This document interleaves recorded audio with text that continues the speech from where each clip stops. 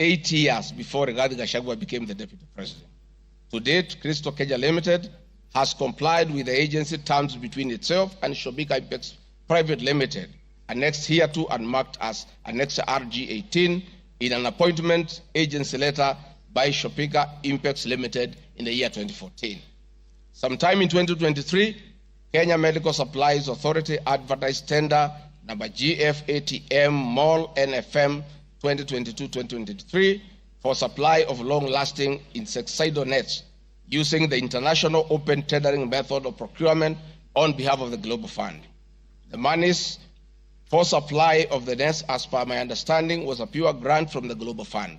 I am aware that Shobika Impex Limited still participates in doing business with and has not been debarred by the Global Fund to date. I believe being technically qualified to provide and deliver the goods subject of the tender document, having the financial ability to do so, and without their participation or assistance from Crystal Kenya Limited, Shobika Impex Private Limited independently participated and submitted in its bid in response to the subject tender pursuant to an invitation by KEMSA. Having not participated in the subject tender, Crystal Kenya Limited did not submit any of the documents in response to the subject tender. Specifically, Crystal Kenya Limited did not submit a bid board or tender security in its name in response to the subject tender. It is therefore not true that Crystal Kenya submitted a fake bid board with an intention to fraudulently acquire public property. It is also not true that with my sons I used Crystal Kenya to massively launder money, conceal proceeds of crime, engage in corruption, and benefit from influence peddling.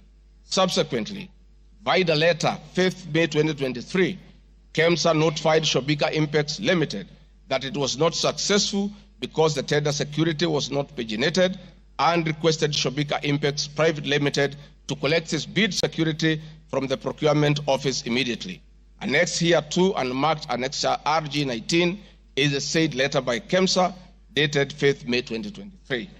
However, EACC commenced investigations of the subject tender, and on conclusion of the investigation by EACC and the Senate on the subject tender, KEMSA CEO Terry Ramadhani, who had been suspended on this issue, was appointed Kenya's Deputy High Commissioner in New Delhi, India by President William Ruto.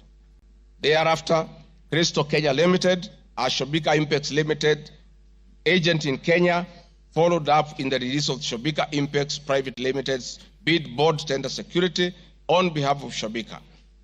Annexed hereto and marked Annexure RG 20 is an email from Shobika Impex Private Limited email addressed to Crystal Kenya Limited, together with a letter of even date confirming that Crystal Kenya Limited had authority to collect their bid board.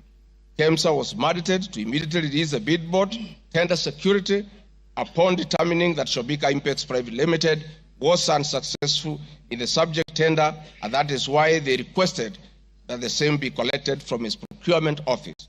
KEMSA did so, as can be seen in its letter dated 11 July 2023, annexed hereto and marked Annexure RG 21 in the said letter by KEMSA dated 11 July 2023.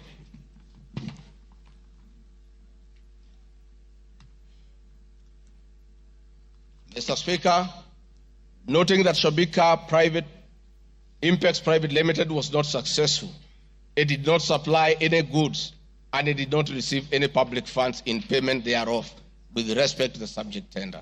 Accordingly, I have not committed any crime under Section 45(1), 46, 47(a)(3), and 48(1) of the Anti-Corruption and Economic Crimes Act, and Section 2, 3, 4, and 5 of the Proceeds of Crime and Money Laundering Act. Further, I have not breached Section 34 of the Leadership and Integrity Act, for I did not bully any state or public officer with respect to the subject tender, and specifically, no evidence has been tendered to support the allegation at paragraph 78C of ground 11 at page 37 of 42 of the motion, which alleges that I summoned procurement officers in ministries and institutions, instructing them to direct procurement of goods and services in a specific manner.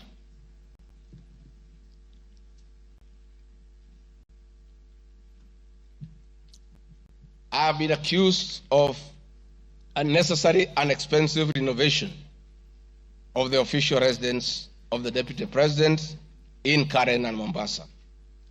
Mr. Speaker, firstly, I would like to state that funds for the renovation of the official residence were approved and allocated by this Honorable House based on the fact that the premises had been neglected for a very long time when Dr. William Ruto was Deputy President. It cannot be fair that this House would proceed to impeach me because of an action that these honorable members have approved by way of appropriating monies for the renovations. Mr. Speaker, the contract for the refurbishment of the official residence of the Deputy President, dated 22nd December 2022, was signed by Honorable Katole Metito, the Controller of State House, Office of the President, and Agrobic Investment Limited that was awarded the tender, because the Controller of State House at that time was the accounting officer in charge of the Office of the Deputy President. The report of the Auditor General, Mrs.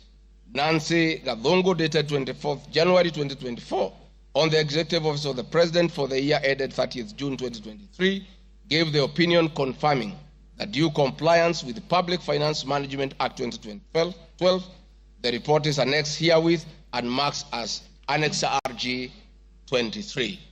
I would also like to add that the Deputy President, as Deputy President, I am not involved in procurement processes of my office, whether directly or indirectly. I would also like to state that I do not know the company, Agropric Investments Limited, which undertook the renovations. I do not know the directors and the company. I did not participate in the tendering or supervising of the same. The motion dated 26 September 2024 alleges that on 29 January 2023, 45 million Kenya shillings was transferred to Bayani Enterprises Limited, which is alleged to be a special purpose vehicle used by me to siphon public funds. No evidence whatsoever is contained in the motion showing that the said company is in any way connected to me or that I have any beneficial interest in the said company, which I am neither a director or a shareholder.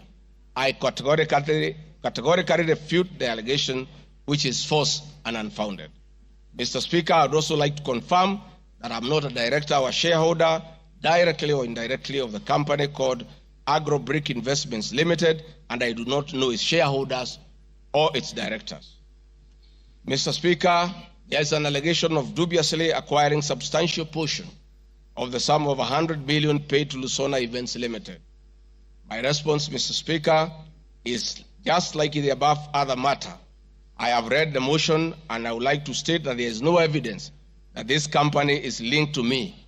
I wish to categorically state that I have no beneficial interest in the said company, and neither am I affiliated in any way to the directors and shareholders of the said company.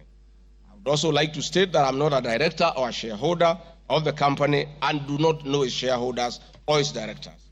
I do not sit in a tendering committee. I am not the accounting officer of the Office of the Deputy President. I have also not had any complaints against the manner in which the company undertook the work. I am unable to confirm the allegations on funds withdrawn from the account of the company, since I am not a signatory to its account. I am not associated with the company in any way whatsoever. Mr. Speaker, the motion dated 26 September 2024 claims that I am reasonably suspected to be the principal beneficiary of the dubious transactions. However, Mr. Speaker, no evidence has been adduced or annexed to the motion to give credence to the allegations or suspicion. I categorically refute acquiring or benefiting from any funds paid to Lusona Events Limited, and therefore the allegation is false and unfounded.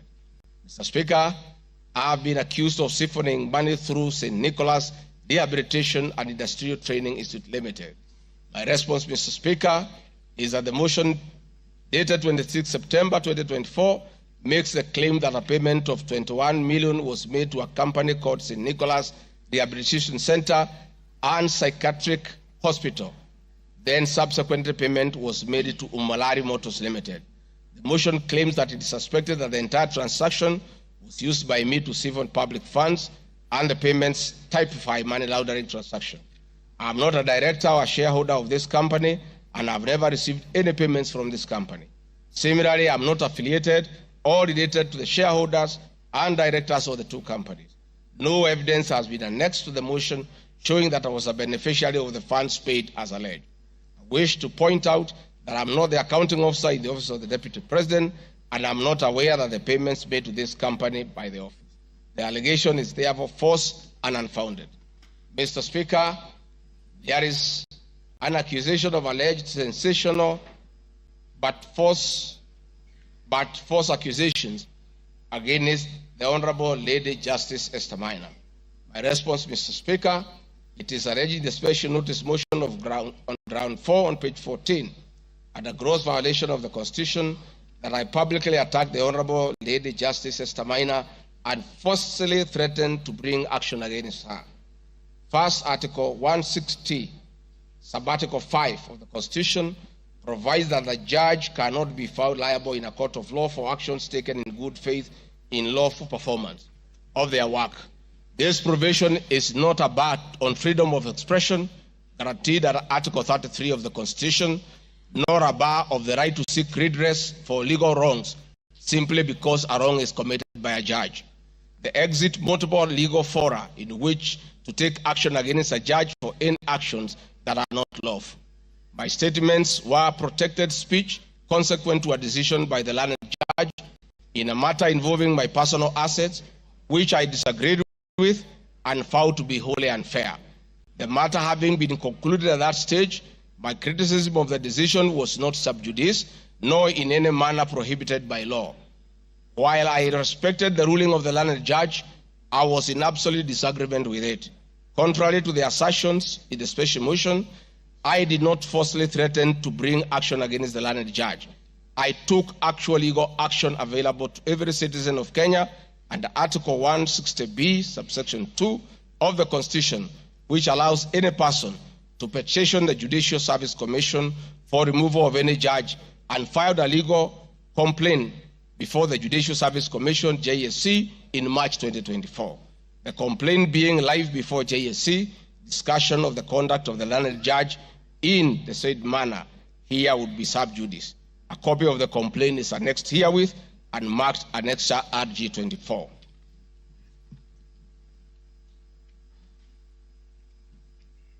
Mr. Speaker, I have been accused of diverting materials meant for construction of Kilifi Malindi Highway to tarmac a private road to Vipingo Beach Resort.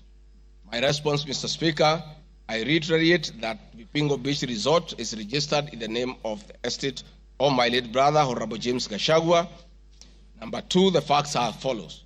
King Charles III visited Kenya between 30th October 2023 and 30th November 2024.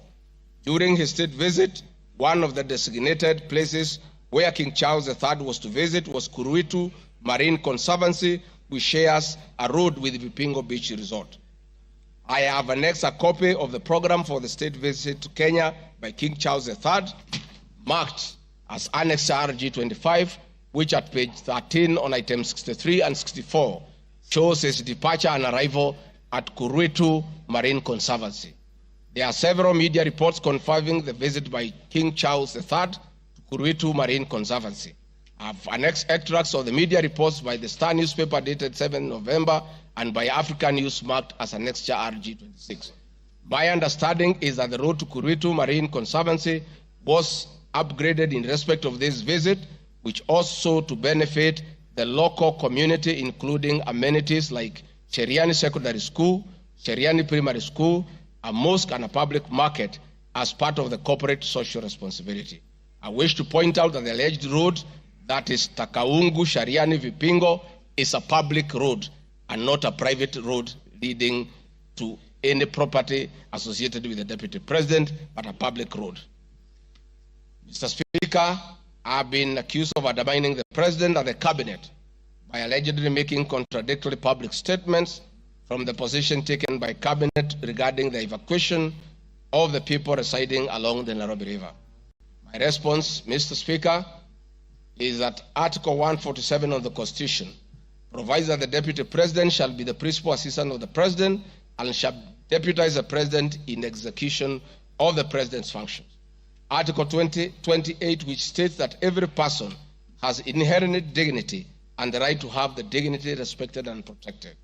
Article 29C, Mr. Speaker, states that every person has the right to freedom and security of the person, which includes the right not to be subjected to any form of violence from either public or private sources. Section 15G1 of the Land Act states that notwithstanding any provisions to the contrary in this act or in any other written law, all eviction shall be carried out in a strict accordance with the following procedures. Be preceded by proper identification of this taking part in the eviction or demolitions. Be preceded by the presentation of formal authorizations for action. C, where groups of people are involved, government officials or their representatives be present during an eviction. D, be carried out in a manner that respects the dignity, right to life and security of those affected. E, include special measures to ensure effective protection to groups of people who are vulnerable, such as women, children, the elderly, and persons with disabilities, including special measures to ensure that there is no arbitrary deprivation of property or possessions as a result of the eviction. This includes mechanisms to protect property and possessions left behind involuntarily from destruction, to respect the principles of necessity and proportionality during the use of force, and give the affected persons the first priority to demolish and salvage their property. Critically, our Constitution provides at 147(2) that first the Deputy President shall perform the functions conferred by this Constitution and any other functions assigned by the President. Pursuant to Article 3 of the Constitution, I, as well as every other citizen of Kenya, and state or public officers have an obligation to respect, uphold, and defend this Constitution in performing any of my functions. This, the national values and principles of governance contained in Article 10 of the Constitution, by those state organs, public officers, and all persons, including myself as Deputy President, wherever we make or implement public policy decisions. In addition to this matter, Mr. Speaker, these national values and procedures include the rule of law, democracy and participation of the people, human dignity, equity, social justice, inclusiveness, equality, human rights, non-discrimination, and protection of the marginalized. Adherence to these principles become extremely important when we as state officers are contemplating legal evacuation of citizens with a duty to avoid inhuman forced eviction that will be contrary to our Constitution and international law. While campaigning with President William Ruto, and subsequently when I was sworn in as Deputy President, the President and I promised as a key pillar of the Kenya Kwanza government that there will be no forced or unlawful evictions, and that all evictions will be human and entail legal compensation.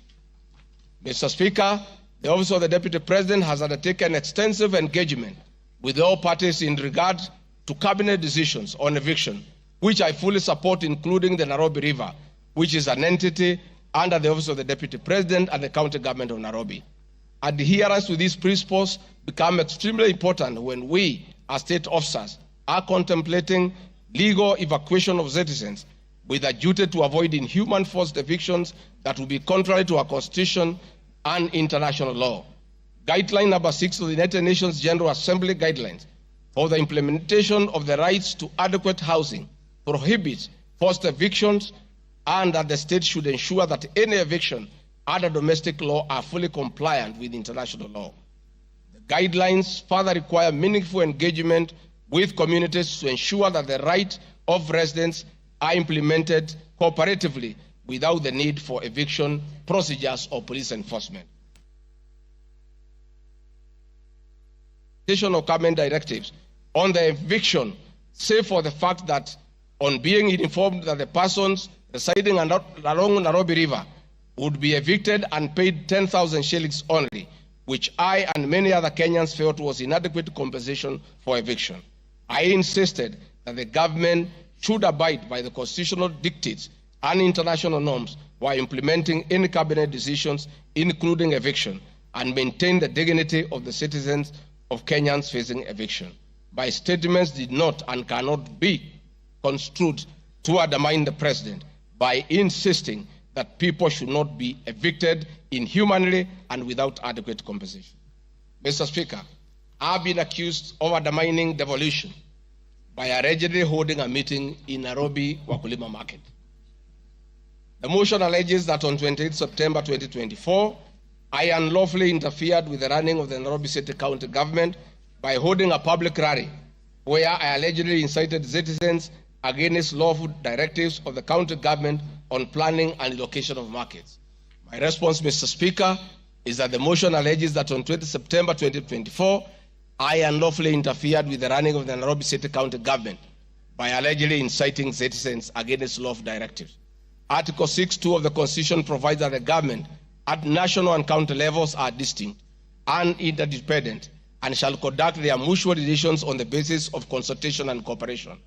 This being the case, it cannot be said that there is a violation of the Constitution when someone from the national government makes a comment on matters relating to county government.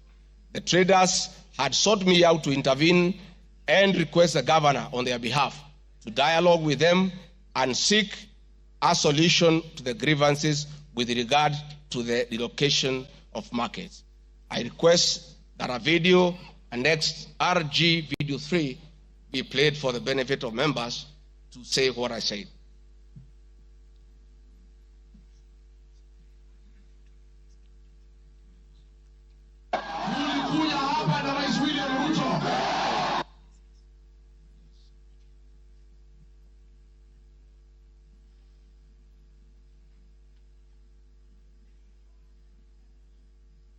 Please play the video for us.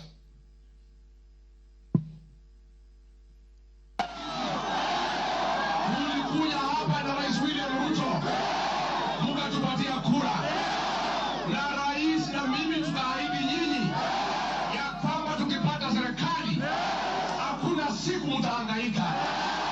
Na kwa hivyo mimi nasikitika sana nikisikia serikali ya kaunti inanyanyasa nyinyi.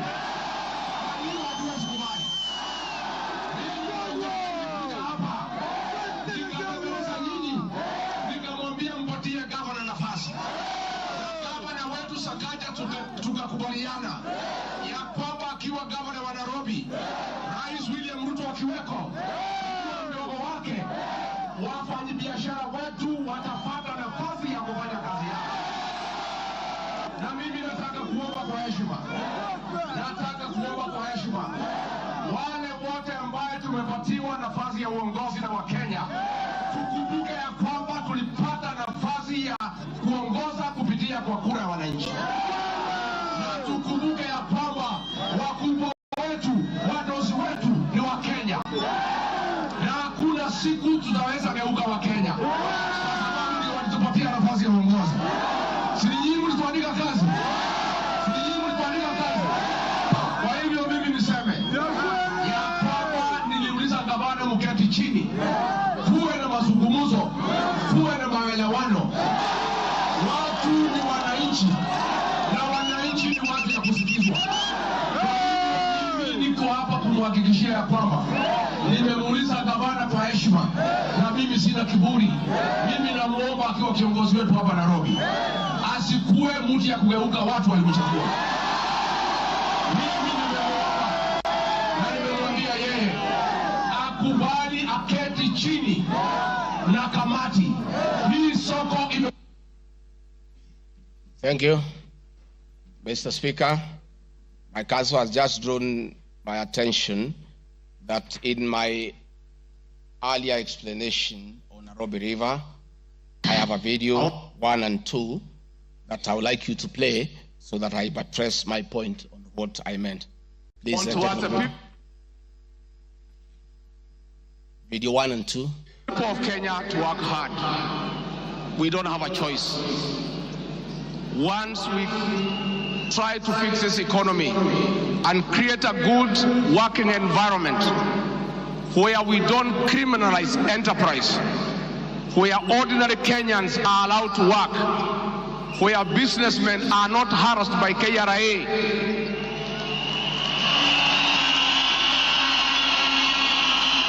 where goods belonging to the people of Kenya will never again be touched by overzealous public servants. where again poor people will never again be evicted in brutal evictions by state agencies. And I say, freedom is here. Now, the number of fatalities from the ongoing forcible eviction by the government has risen to 3, with another tragic loss in Mathare on Monday. An 18-year-old boy died as a bulldozer brought down a church in the area just moments after President William Ruto left. The young man, who was assisting in salvaging the church's belongings, became a casualty of the demolition. Earlier on Saturday, 2 individuals lost their lives in Mukuru kwa Ruben during a similar eviction exercise. Ben Kirui reports. Monday evening, the ongoing forcible evictions in flood-prone areas tragically ended yet another life. The 18-year-old Ian Otieno lost his life in Mathare moments after President William Ruto left the area where he had been assessing the effects of floods. Bulldozers descended on homes near riverbanks, flattening structures marked for demolition. Winnie Makinda, Ian's mother, struggled to comprehend the loss of her son, a candidate in this year's KCSE. Wakaambia mtu atingatinga usiangushe hiyo kuta. Kuna hapo ndani kuna watoto wa watu. Wacha kuangusha hapo ndani kuna watoto wa watu. Akaambia wamama waache kumpigia kelele. Reports indicate that Ian Otieno was trying to salvage church properties when the bulldozer brought down the wall, leading to his sudden demise. Driver wa tingatinga vile tu alianza kubomoa hata mara ya kwanza huko mbele, alikuwa tu anakani kama hata watu wakimwambia ngojea watu watoe vitu hataki kusikia. Nilichimba hivi, mtoto wangu alikuwa anataka kutoroka, sawa. Unasikia alishika mtoto wangu na hiyo kitu hapa. Mtoto wangu akienda hivi. Mtoto wangu ana hivi. His death led to demonstrations by residents, prompting police intervention. The law enforcers lobbed tear gas canisters to disperse rioting residents. Watu wakachukua mwili tena tuonyeshe maskari yenyewe wametulia mtoto. Maskari kutuona kwa gate wakaanza kutoa gun. Wakaanza kulipua shoot. Residents insist they will comply with government orders to vacate houses along riparian lands only if provided with alternative housing solutions. Saturday's demolitions in Mukuru kwa Ruben claimed 2 lives and injured 3 others, sparking outrage among residents who blamed the government for forcible evictions despite many not yet being relocated. Last week, the government mandated the evacuation of all residents from risky areas within 48 hours, including those near dams, those in areas prone to mudslides, and Kenyans residing on riparian lands. Ben Kirui, Citizen TV, Nairobi. Hakuna tena mambo ya evictions katika Nairobi. Kama kutakuwa na maneno, ni maneno ya relocation ambaye itakuwa ni kwa utaratibu bila ya mwananchi kuvunjiwa nyumba. Uwezi kutoka nyumbani alafu unarudi jioni unakuta masufuria barabarani na blanketi sijui imekaa wapi. That one will not happen again. We want to make sure that we are an orderly, humane society that respects the right of everybody, irrespective of who they are or irrespective of their financial status. We are all equal before the Constitution. Tumekubaliana watu wa Nairobi? Vijana tumekubaliana? Thank you, Mr. Speaker. That was President William Ruto talking the same language as his deputy, that brutal and forceful evictions have no place under this administration. We have seen a video of brutal eviction. We have seen young children crying in tears. The deputy president is being accused of undermining his boss by just doing what his boss said, that we should never forcibly, brutally evict the people of Kenya. Mr. Speaker, the leadership of Nairobi business traders approached me sometime in March 2024 at the official residence to discuss multiple issues affecting business and requested engagement in the solution and intervention on these issues. Consequent to this meeting, I directed that short, medium, and long-term strategies be undertaken, coordinated by the Office of the Deputy President, to address the issues raised that cut across various agencies, including KRA, Kenya Post Authority, Anti-Counterfeit Authority, Kenya Bureau of Standards, the National Police Service, and the Kenya Copyright Board. On 11th April 2024, the Small Traders and Government Agencies Technical Committee, coordinated by my office, held a meeting to discuss issues raised by the small traders, including Muthurwa Market, attended by the Office of the Deputy President staff, in a supportive role in keeping with the draft framework of cooperation and engagement between the government, the Nairobi City County Government, and Nairobi business traders. Subsequent this, Mr. Speaker, is clear that my office have been having meetings with the Governor of Nairobi on various matters affecting the people of Nairobi, and hence the Deputy President cannot be accused of undermining devolution. Mr. Speaker, I've been accused of undermining devolution by allegedly holding meetings to fight alcohol. I'm sorry, Mr. Speaker, if the House took it that I say the House is a theater of the absurd. I was talking about this specific charge of undermining devolution by holding meetings to fight alcohol to be discussed in this House. That to me is what I thought that moment. If it's 5 minutes or 10 minutes, that would be the theater of the absurd. I did not attribute in any way by trying to demean this House that I sat for 5 years, by calling it the theater of the absurd. But this particular charge, Mr. Speaker, drug and alcohol problem in Kenya has been on the increase, and many of our youth have become addicted to alcohol and their lives destroyed because it causes them to drop out of school and start engaging in petty crime to look for money to buy alcohol. I'm a strong advocate for youth rehabilitation from alcohol and substance abuse, which I continue to encourage and support in order to save our future. With regard to alcohol control and regulation, I wish to state that I have held several meetings with the governors in Meru, Chuka, in Mombasa, in Nakuru, in Nyeri, and the efforts that President William Ruto asked me to lead in eradication of illicit brew has been very successful, and we have been working with the governors and county assemblies who have been developing legislation on the control of licensing of alcoholic drinks.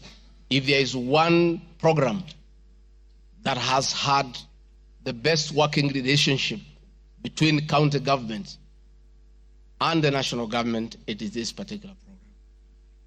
I'm a bit emotive about illicit alcohol because I lost my brothers. One who was a medical doctor to alcohol, another who was a farmer to alcohol. I take it passionately. I don't know who complained about this particular charge. I have not seen any evidence of any complaint, and I have not had any person in Kenya complaining that the Deputy President is undermining with the devolution by leading the war on illicit brews and drug abuse. Whatever this House decides tonight and the other subsequent House, whatever happens to Riggy Gachagua, whether he's in or out of office, this war must continue and must be won for the sake of our children. I want us to watch video number 4, RG4. Leaders, those of us who have been elected, Madam Waiguru, Governor Kahiga, Badirisha, Kangata, Wamatangi, what shall we tell our people? Where are we? What shall we tell the people who elected us? When we meet them, what shall we tell them? When our children got wiped out by alcohol and drugs, where are we? We'll have nothing to say. Dede Nyoro, Kimani Ichung'wa, Madenge, mutaambia watu nini? Mtaambia watu nini? So please, this forum here today, let us be open and candid. Speak from your heart. Let us know what ails us. What is it must we do? We have the support of the president and he is waiting. He has told me by 7 p.m. today, he wants a report. He cannot accept the situation. He cannot. Neither can I. And none of you should accept the situation. It is not right. It is not fair. It is not acceptable. We must deal with it as leaders. And we are here, we are all leaders. As an OCS, you are a leader. That's why you have been given that responsibility. As an ACC, you are a leader. County Commissioner, wewe ni kiongozi. DCIO, wewe ni kiongozi. Sisi ni viongozi. Na juu ya hayo, sisi ni wazazi. Tafadhalini, tukubaliane, tutafute suluhisho. Na tukipata, tuende tufanye kazi. It is possible. It is doable. It is something that we can do. Thank you, Mr. Speaker. It's very clear that the meeting had all governors, members of parliament who are present here today, policemen, everybody, and we are all in agreement that the war must be won. It cannot, but the deputy president should be impeached for leading the war on alcohol. Sensational statements against the National Intelligence Service, its Director General, and officers. Mr. Speaker, during the assumption of office, I took an oath of allegiance in the following terms. Oath or solemn affirmation of allegiance to the President, Deputy President. In full realization of the high calling, I assume as Deputy President of the Republic of Kenya, I do swear solemnly affirm that I will be faithful and bear true allegiance to the Republic of Kenya, that I obey, preserve, protect, and defend this Constitution of Kenya, as by law established, and all other laws of the Republic, that I will protect and uphold the sovereignty, integrity, and the dignity of the Kenyan people. So help me God. That is the oath that I took in Kasarani. Article 239, Article 3 of the Constitution provides that in performing their functions and accessing their powers, the national security organs and every member of the national security organ shall not act in a partisan manner, further any interest of a political party or cause, or prejudice a political interest or political cause that is legitimate under this Constitution. Article 239, Subarticle 5 of the Constitution provides the national security organs are subordinate to civilian authority. In relation to this allegation, I wish to state that the National Intelligence Service holds a very critical role in ensuring the safety and security of our country. They are responsible for gathering intelligence and share it with all our law enforcement agencies to ensure that the country is safe at all times. Consequently, when the country was caught flat-footed with regard to the scope and extent of the public's dissatisfaction with the Finance Bill 2024, which degenerated in a Gen Z protest, it pointed to the failure of the National Intelligence Service in carrying out its mandate. I am persuaded that the National Intelligence Service ought to have known beforehand that the public was completely opposed to the Finance Bill, and they ought to have briefed the President before the protest began, and this would have caused a change of tact by government regarding the proposed bill, and the protest which culminated in the loss of innocent lives and destruction of property could have been avoided. Hence, I expressed my opinion on this in my public media briefing in Mombasa, and my utterances were not any different from what happens in other countries when there is a lapse or failure by the intelligence agencies. The nation has witnessed unfortunate instances of several extrajudicial killings, abductions, and disappearances. I firmly believe that if the National Intelligence Service had acted diligently, these instances would not have been witnessed. Under the Constitution, the government agencies are supposed to be accountable to the Kenyan people, including the National Intelligence Service, and calling them out when a dereliction of duty does not amount to undermining them.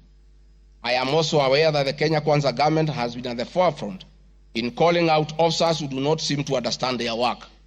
Recently, my boss, the President, publicly complained that there are some PSs and CSs who did not seem to understand their role. Please play for me video number 5, RG5. On President William Ruto has today described some members of his cabinet as utterly clueless and uninformed about the dockets they occupy. And in a sign of trouble for cabinet secretaries, the State House gates were shut for those who arrived late, with both President Ruto and his deputy Riggy Gachagua giving a sharp tongue lashing to the latecomers. And our Citizen TV's Timothai Goin reports the atmosphere at the State House Nairobi left little doubt on President Ruto's disappointment with a vast section of his 22-member cabinet.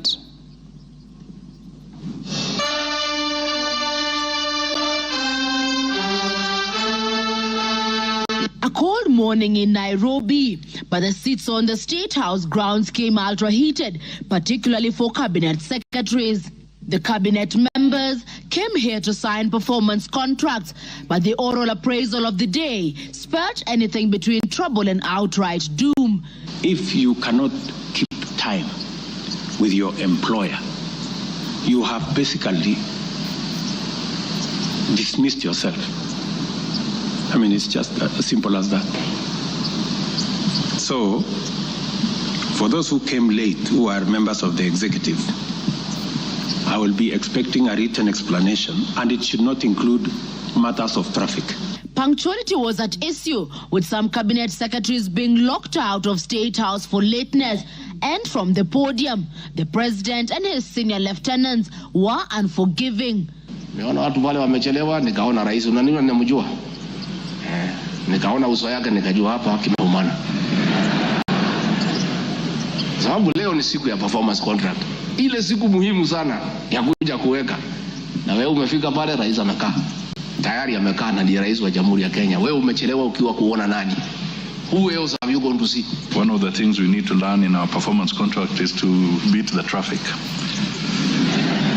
For the 19 cabinet secretaries present, the atmosphere at State House progressed from bad to worse as President Ruto and his deputy Riggy Gachagua issued a blistering assessment of the performance of the cabinet members.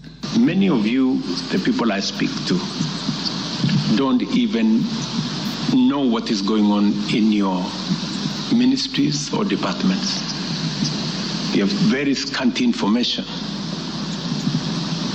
The moment I know more than you in your ministry, then you must begin to understand that something is very wrong. How do you run a ministry or a department or a parastatal if you have no information? That is the highest level of incompetence. Those of us who came with the president from the political space and who are his friends, and we assisted him to become president. Once he gives us a job, that is the termination of that friendship. The friendship with the president will be based on nothing but performance. From travel habits to basic work ethic and even media appearances, it was a brutal ground zero appraisal for the cabinet. Why do you have to honor every invitation that you have been given to every country? Your Excellency, at times we have tried to hold cabinet committees, we can't. 5, 6, 7, 8 ministers are out of the country. Some change clothes at the airport from one country to another. That is the truth. Why can't you regulate yourself? If the president was to travel and honor every invitation, he will be out of this country the whole year.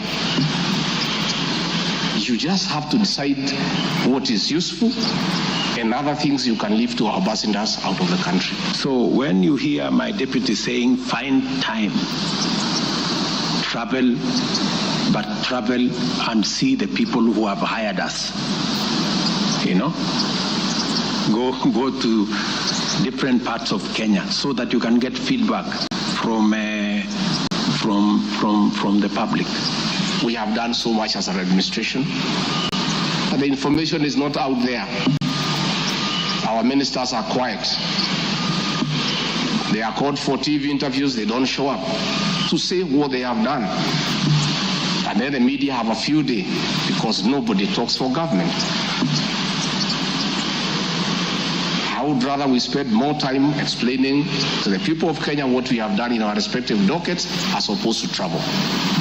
And if we have to travel, let's travel up country to where wananchi are and explain what we are doing. And I remember I called CS Chelugui. I didn't find him, so I called his PS and I found her and I explained to her, I told her, look, the public is not understanding this. Did I call you or not on Sunday? You know, I told you this is what the public is saying. Please do more sensitization on Hustler Fund Phase 2. With a very public expression of disappointment in his cabinet, President Ruto has triggered speculation on changes in government as his administration approaches the end of its first year in office. From punctuality to work ethic and general performance, the proverbial axe could well fall somewhere. With the performance contracts expected to foster a culture of high performance in the public service and also ensure that public resources are properly utilized, it is also set to offer a framework for President William Ruto to reward performers and also institute sanctions on non-performers. Chamutai Goin, Citizen TV. Mr. Speaker,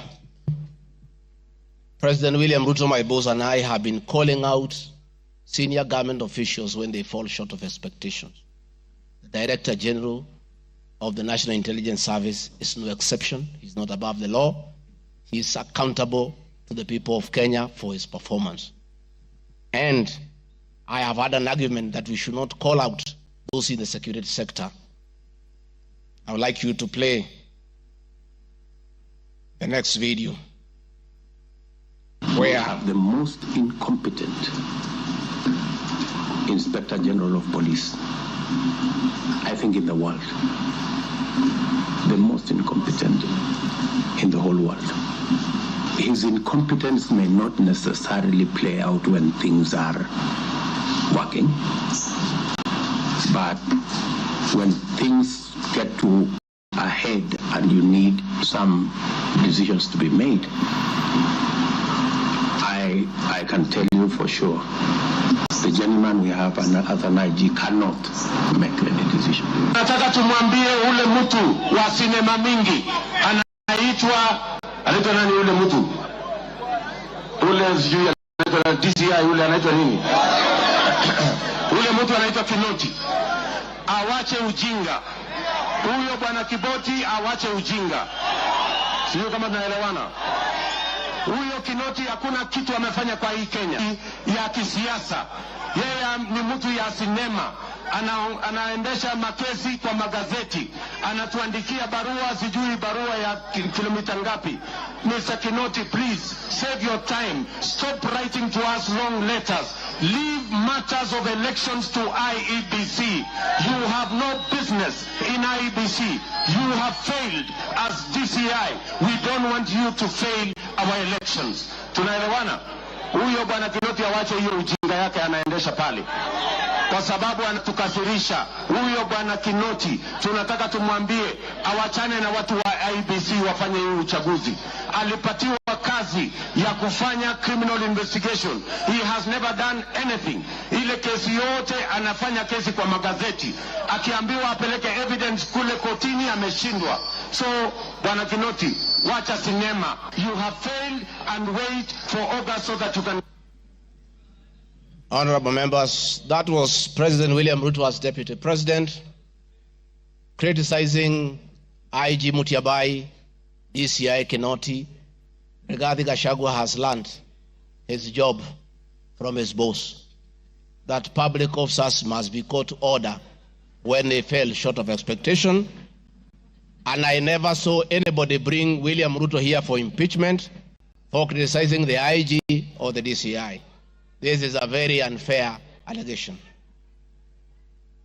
Mr. Speaker, it is also reported by media that the IMF has already warned about impending unrest during the people's dissatisfaction with the 2023 and 24 finance bill.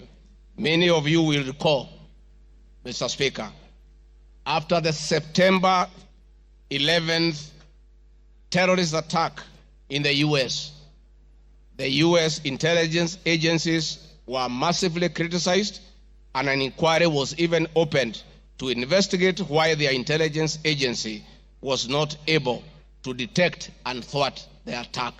All we are saying is that our National Intelligence Service is accountable to the people of Kenya for its performance. Mr. Speaker, conniving with cartels in the tea sector to block KTDA from implementing guaranteed minimum return, Mr. Speaker, I am yet to see a shred of evidence to that effect, and I have nothing to say. I have seen an allegation that we have not been able to do coffee reforms. Mr. Speaker, out of my work, coordinating coffee reforms, the Cooperative Bill 2023 and the Coffee Bill 2023 is before this House. I request this House, after these impeachment proceedings, to embark on those two bills so that the coffee farmers can realize the full benefit of the coffee reforms that we have initiated. There is another allegation that I have taken control of a local cooperative society in Madeira constituency. I don't know the name of that constituency, of that cooperative. It is false. I am yet to see any evidence. I have nothing to say because there is nothing to be said. On the issue of shareholding, which I think members are interested in listening to, I listened to you this morning, and it was quite emotive. By virtue of provisions of the third schedule of the Political Parties Act, the constituent parties of the Kenya Kwanza coalition entered into various agreements, which were deposited with the Speaker of the National Assembly and the Speaker of the Senate for purposes of Article 108 of the Constitution of Kenya. The following were members: UDA, ANC, Ford Kenya, PA, Farmers Party, Chama cha Kazi, Communist Party, Economic Freedom Party, Service Party, Tujibebe wa Kenya Party, Moja na Maendeleo Party of Kenya, and the Democratic Party of Kenya. In accordance with the provision of Clause 3, Schedule 3, a power sharing agreement and development agenda for the certain regions of Kenya, I attach copies of these agreements, RG 32. All those agreements talked about specific regions. The leaders who appended their signatures canvassed issues of appointments to do with specific regions. Power sharing agreement between UDA and ANC and Ford Kenya, for example, say that the UDA would nominate the coalition president, the presidential and deputy presidential candidates that was honored. The president would guarantee the stature, the dignity, and financial and operational autonomy of the office of the deputy president, which I have been insisting on because it's part of the coalition agreement. The ANC would be allocated the position of the prime cabinet secretary, which has happened. Ford Kenya would be allocated the position of the Speaker of the National Assembly, and that is why Honorable Masika Wetangula sits here today.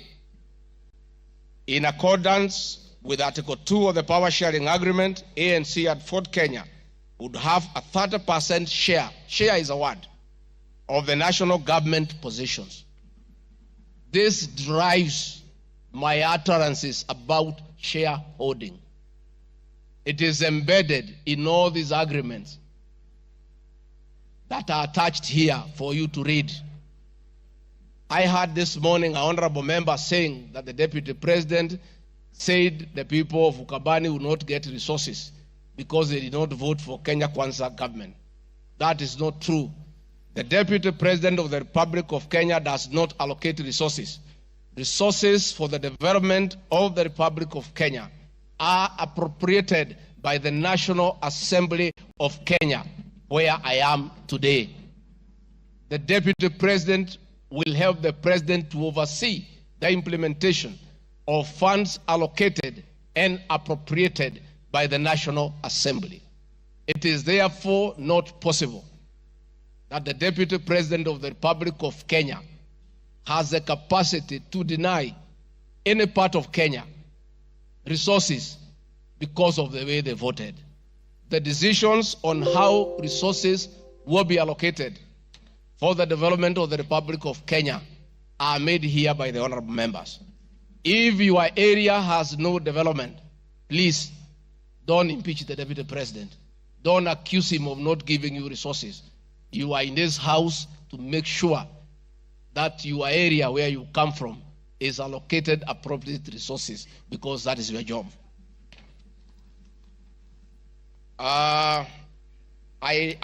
The agreements are attached, therefore I don't want to go into them. Let me say my speeches on the shareholder issue were informed by the aforesaid power sharing covenants, which are founded on law, having been deposited with the registrar of political parties, and lessons learned from the well-known disputed 202 NAC power sharing agreement. Further, sharing agreements are a feature of government formation in all democracies in the world that provide for the formation. My pronouncements on the issue, properly understood, are not only anchored in law, but entirely harmless and incapable of being construed as a basis for ethnic animosity, a danger to national cohesion, or a threat to national unity. On the contrary, coalition building has been one of the most important innovations since the disputed 2007 elections in ensuring stability, equitable sharing of political power, national cohesion, and fostering of national unity. Indeed, Kenya Kwanza main opponent in 2022 general election, Azimio la Umoja Coalition, One Kenya Coalition Party, was a political party consisting of 25 political parties who also executed a power sharing agreement based on shares. I'm also aware that the Jubilee Coalition that executed a 50-50 power sharing agreement between TNA Party and URP Party for 2013 general election have thus not violated Section 13(1)(a) and 62 of the National Cohesion Integration, nor has this commission summoned me to explain any of my comments and how it can affect cohesion. However, notwithstanding the said power share agreement, upon election as Deputy President, I went out of my way, as required by the Constitution of Kenya, to serve all Kenyans regardless of their political preferences during the election or ethnic origin. I now produce the following video showing some of my speeches all over the country as marked RG Video 7.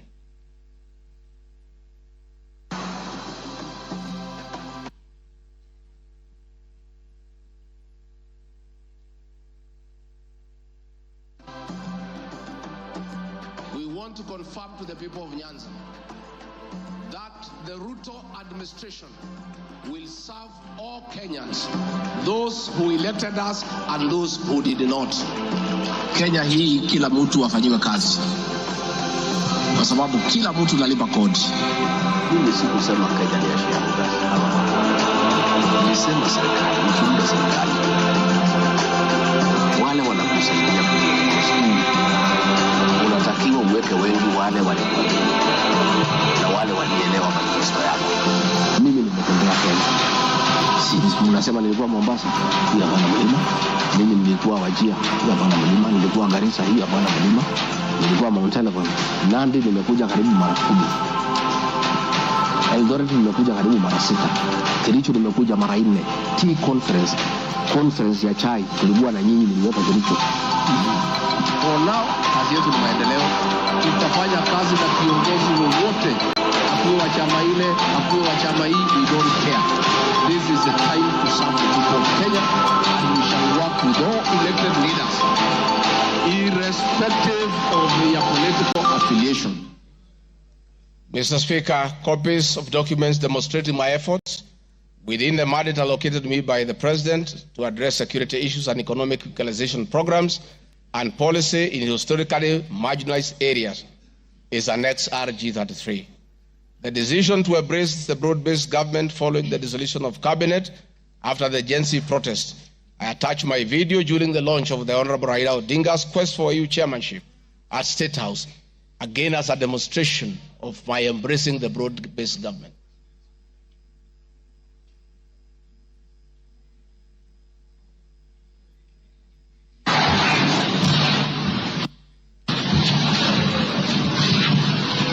Your Excellency, Dr. William Ruto, President of the Republic of Kenya and Commander-in-Chief of the Defense Forces, Your Excellencies, heads of states and government present, Your Excellencies, ambassadors and high commissioners and members of the diplomatic corps, heads of delegations, members of parliament, and all dignitaries present, good morning. Your Excellency, let me say this is a great moment for our country. What a day, what a moment. We are here, Your Excellency, as a country to unveil Kenya's finest to go and lead Africa. It's a proud moment for this country. And I want to say, Your Excellency, the people of Kenya have been united to a man by the candidature of the Right Honorable Raila Odinga to be the chairperson of the African Union Commission. This is a quest that has brought pride to our nation. And I would like to tell the leaders here from Africa and the representatives that as a country, as we present the Honorable Raila Odinga to be our candidate, it is because Africa, our motherland, deserves the best.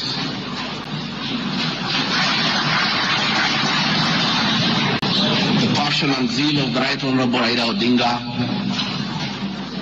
in Pan-Africanism is well documented. Passion knows no age, knows no limit. In the person of the Right Honorable Raila Odinga, he'll join the ranks of Jomo Kenyatta and Kwame Nkrumah in pushing the agenda for Africa. And therefore, I want to say, Your Excellency, the lessons of today are that Raila Odinga, the Right Honorable, is a man of great resilience, endurance, and perseverance. Today, you are going to unveil the transformation of the Right Honorable Odinga from a national leader to an African statesman. And for us in leadership, we have learned great lessons of resilience, endurance, and perseverance. Somebody may ask, why is Riggy Gachagua, who has before had issues with the leadership of Raila Odinga? As a truthful man, I have nothing against him. It's only that we were competing for the same position between him and my boss. Now that he is going for a bigger seat in Africa, all of us, from the president, I, and the rest of Kenya, are behind him. And the Right Honorable Raila Odinga, as a man who listens to the ground, let me confirm to you, I've listened to the ground, and all Kenyans across the political divide, across communities, are in support of your candidature, and we wish you well. Before I call Your Excellency, let me acknowledge the place of family, not just in our lives, but in leadership. I think it is a great moment for the Right Honorable Raila Odinga. It's appropriate that I acknowledge on behalf of the country the role Mama Ida Odinga has played in the life of this great son of this land. Mama Ida Odinga, we salute you as a country for having been a very strong pillar to your husband in very difficult times, and his lowest moments you have always been there for him. We ask families to support their spouses. So Mama Ida Odinga, as we wish you happy birthday, it is my hope and prayer that your next birthday will be celebrated at Addis next year, And if you invite President William Ruto to come and he's not able to come, Mr. President, I'll be very happy for you to send me to represent you in that great basket. We therefore want to say as a country, it's a great moment. And the Right Honorable Odinga, I have noted with a lot of appreciation, my wife, Pastor Dorcas, who is a very prayerful woman, has been praying for me and the President daily. And I noted from yesterday she has added you in her prayer. And because her prayers work, we have no doubt that you will get this seat. Mr. President, it is now my honor to request you to come and anchor Kenya's finest and embark on the journey of transformation of the Right Honorable Raila Odinga from a national leader to a great African statesman. Thank you, Mr. Speaker. President William Ruto has many times appreciated my people issues and has repeatedly pronounced himself. Let me have the video number 9. And speaking of deputies,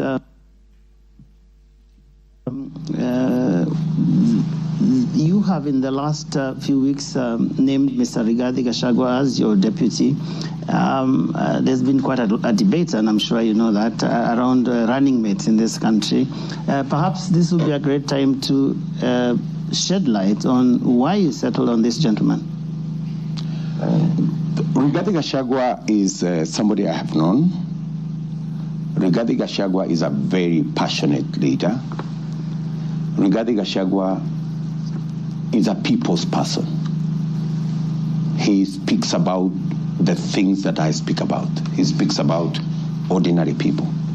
He's concerned about matters to do with farmers. He's concerned about the things that are dear to ordinary Kenyans.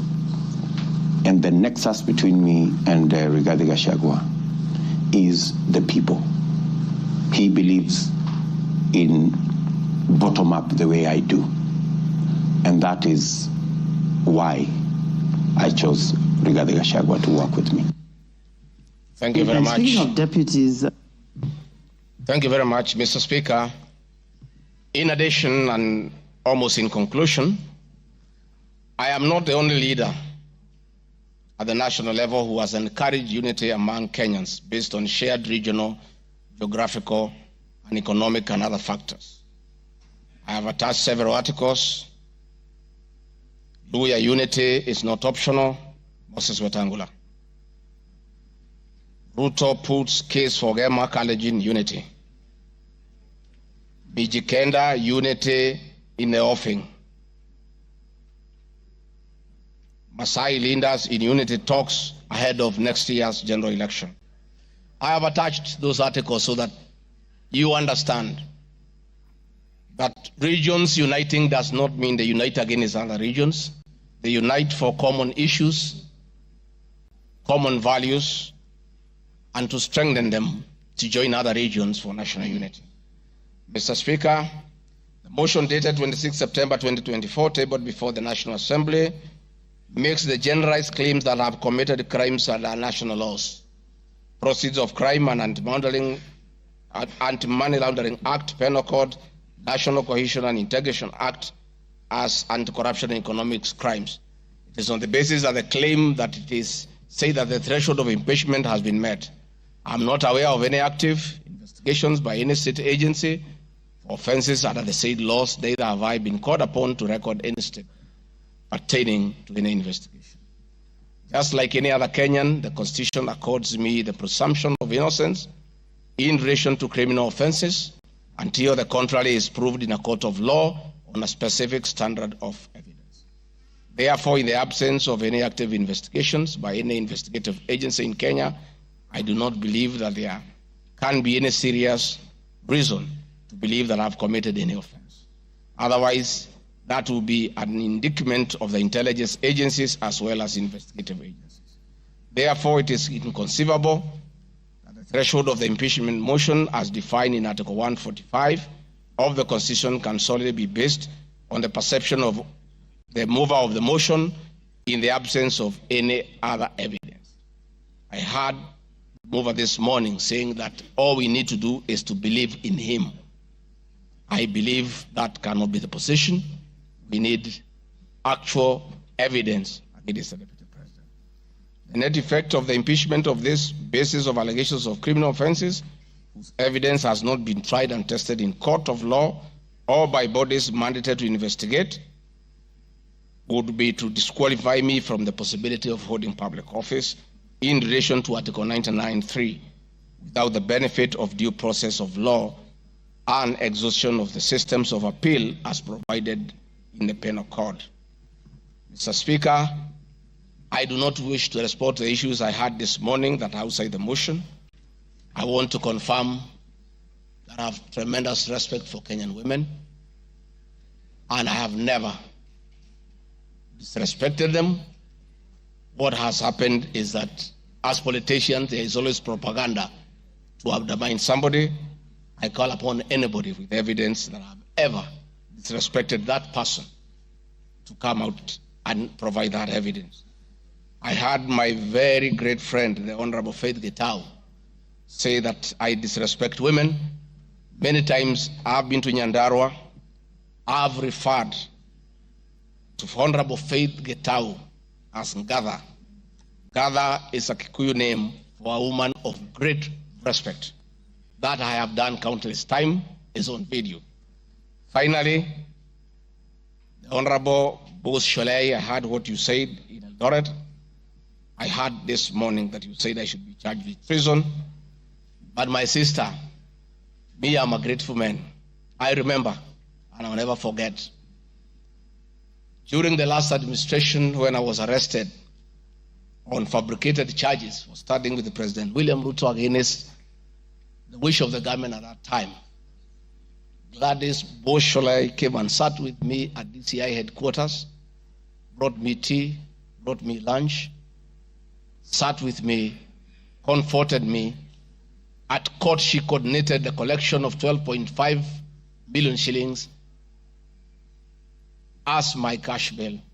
She came to see me in Gigiri for 4 days and had very kind words for me. Despite what you have said, my sister, I do remember that one good thing that you did for me, and I'll love you and cherish you for the rest of my life. Finally, Mr. Speaker, as I wind up, I want to appeal to this Honorable House to consider the allegations against me by the mover of the motion, weigh it against the attached evidence, weigh it against my defense and the attachments and the videos that I've played in this house, and exercise your mind and exercise your discretion. Search your conscience and decide if Riggy Gachagua is guilty of any of those allegations or is undergoing a political process. If you are so persuaded and you search your conscience without any intimidation or coercion or inducement, and you think is the right thing to do, please go ahead and do so. If you search your conscience and listen to the issues that have been adduced here, and you find that there are no grounds to impeach the Deputy President of the Republic of Kenya, please make the right decision. But as you do so, many members who are in this house remember what President William Ruto as Deputy President went through. And most of us stood with him. Riggy Gachagua underwent 4 years of persecution. Others were persecuted. But we took a firm stand because we believed we were doing the right thing.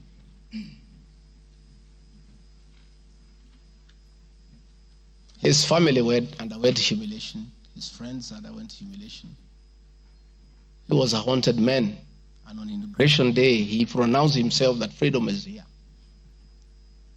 Again, under the new administration, the same Riggy Gachagua, who underwent humiliation and persecution, finds himself in the same space under that administration that he fought for. Try, look, reflect, and apply your conscience and make the right decision. Mr. Speaker of the House, I want to thank you for granting me this opportunity. And my address last night was not in any way meant to disrespect the House. Despite, Mr. Speaker, you having ruled that the matter should not be taken out of the House, it was being discussed in every TV station, in every meeting across Kenya. And Kenyans did not have a chance to also hear my side of the story. So I decided, since the accusations against me were everywhere in the country, the people of Kenya, and more so those who voted for me and President William Ruto, deserved also to hear my side of the story. I have tremendous respect for the National Assembly and your ability and capacity to make the right decision. Mr. Speaker, I want to thank you. Asanteni sana. Thank you very much, Deputy President. Thank you very much, Deputy President. I'm sure your fears that you will not be heard fairly have been allayed. You've been heard in absolute silence. You've been heard with total decorum from the House. And members, I salute you for the display of your legislative maturity in giving an opportunity to a subject to a motion in the person of the Deputy President to be heard. What is it, Rosa? The proceedings are still going on. Who is praying? Yes, Senior Counsel. These proceedings are still going on. Yes, indeed. Mr. Speaker, this is a House of Record, and I had wanted to rise under Standing Order 65, 67A, and 67B. Two of those points you've already covered, Mr. Speaker. It is important that the record reflects that although the standing orders do not require that we listen to the witness in silence, indeed we did. Yes, absolutely. Secondly, that there was compliance with the Standing Order 67B2 in giving the witness a maximum of 2 hours. But there's a third one, Mr. Speaker, which I think should go on record. Standing Order 67A also requires that the witness be entitled to appear in person or with counsel. I see that the witness has appeared with at least 3 counsel, all of whose names should come on record, so that the record shows that counsel were actually allowed to the chamber. I see my friend Advocate Ongoya, my friend Advocate Njiru, so that there is no incompleteness of the record. I beg, Mr. Speaker. That is a fair comment. Counsel for the Deputy President, without making any unhelpful speeches, just put your names on record. I'm sure you have a team leader. The team leader will introduce himself and introduce his accompanying colleagues. Ongaya. Thank you so much, Mr. Speaker, sir, and thank you so much, honorable members. The team representing the Honorable Riggy Gachagua, the Deputy President in these proceedings, is as follows.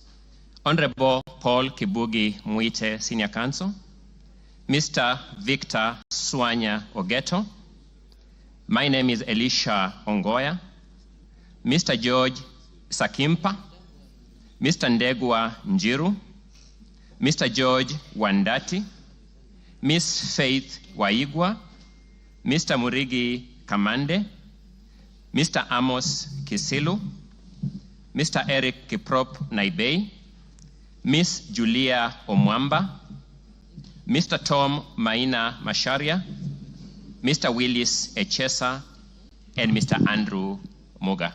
And that is all. Thank you. And apart from the 3 of you, the rest are within the precincts of Parliament? within the precincts of Parliament, except for Senior Counsel Paul Kibugi Mwite, who sought to be excused from attending today, but is part of this team, and we are under his supervision and guidance. Thank you. From here, we'll proceed as follows. Deputy President, if you wish to leave, you are at liberty to do so with your team.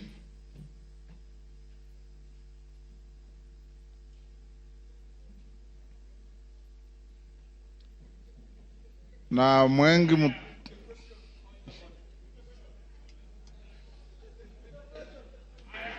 Yes, Kaluma. I thank you, Honorable Speaker. Honorable Speaker, our prayer at the end says that we always be fair to those who are committed to our church. And Honorable Speaker, in his address to the House this afternoon, the Deputy President appears to have referred to some documents. I know we are moving towards the end of this particular session in considering this matter.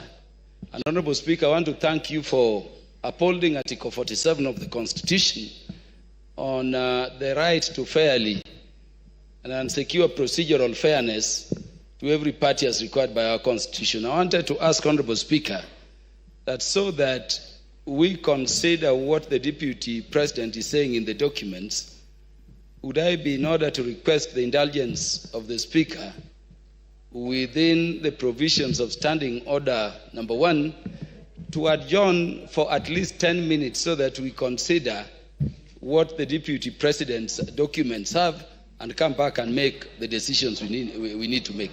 Thank you, Honorable Speaker. The request does not meet my favor. Where's Mutuse? Mutuse, you have 30 minutes to reply before I call the minority leader and the majority leader. Will you exhaust your 30 minutes or you want to share out to anybody? I got an indication that you wanted to share 10 minutes to Kaluma. Pardon? I know. I am organizing the process. He's not going to be... I'm aware, Robert. Mr. Speaker, I will share 10 minutes to Senior Learned Friend Mr. Peter Kaluma, 5 minutes to Deputy Majority Leader, who was my seconder, and I will utilize the rest, which is 15 minutes. Yes.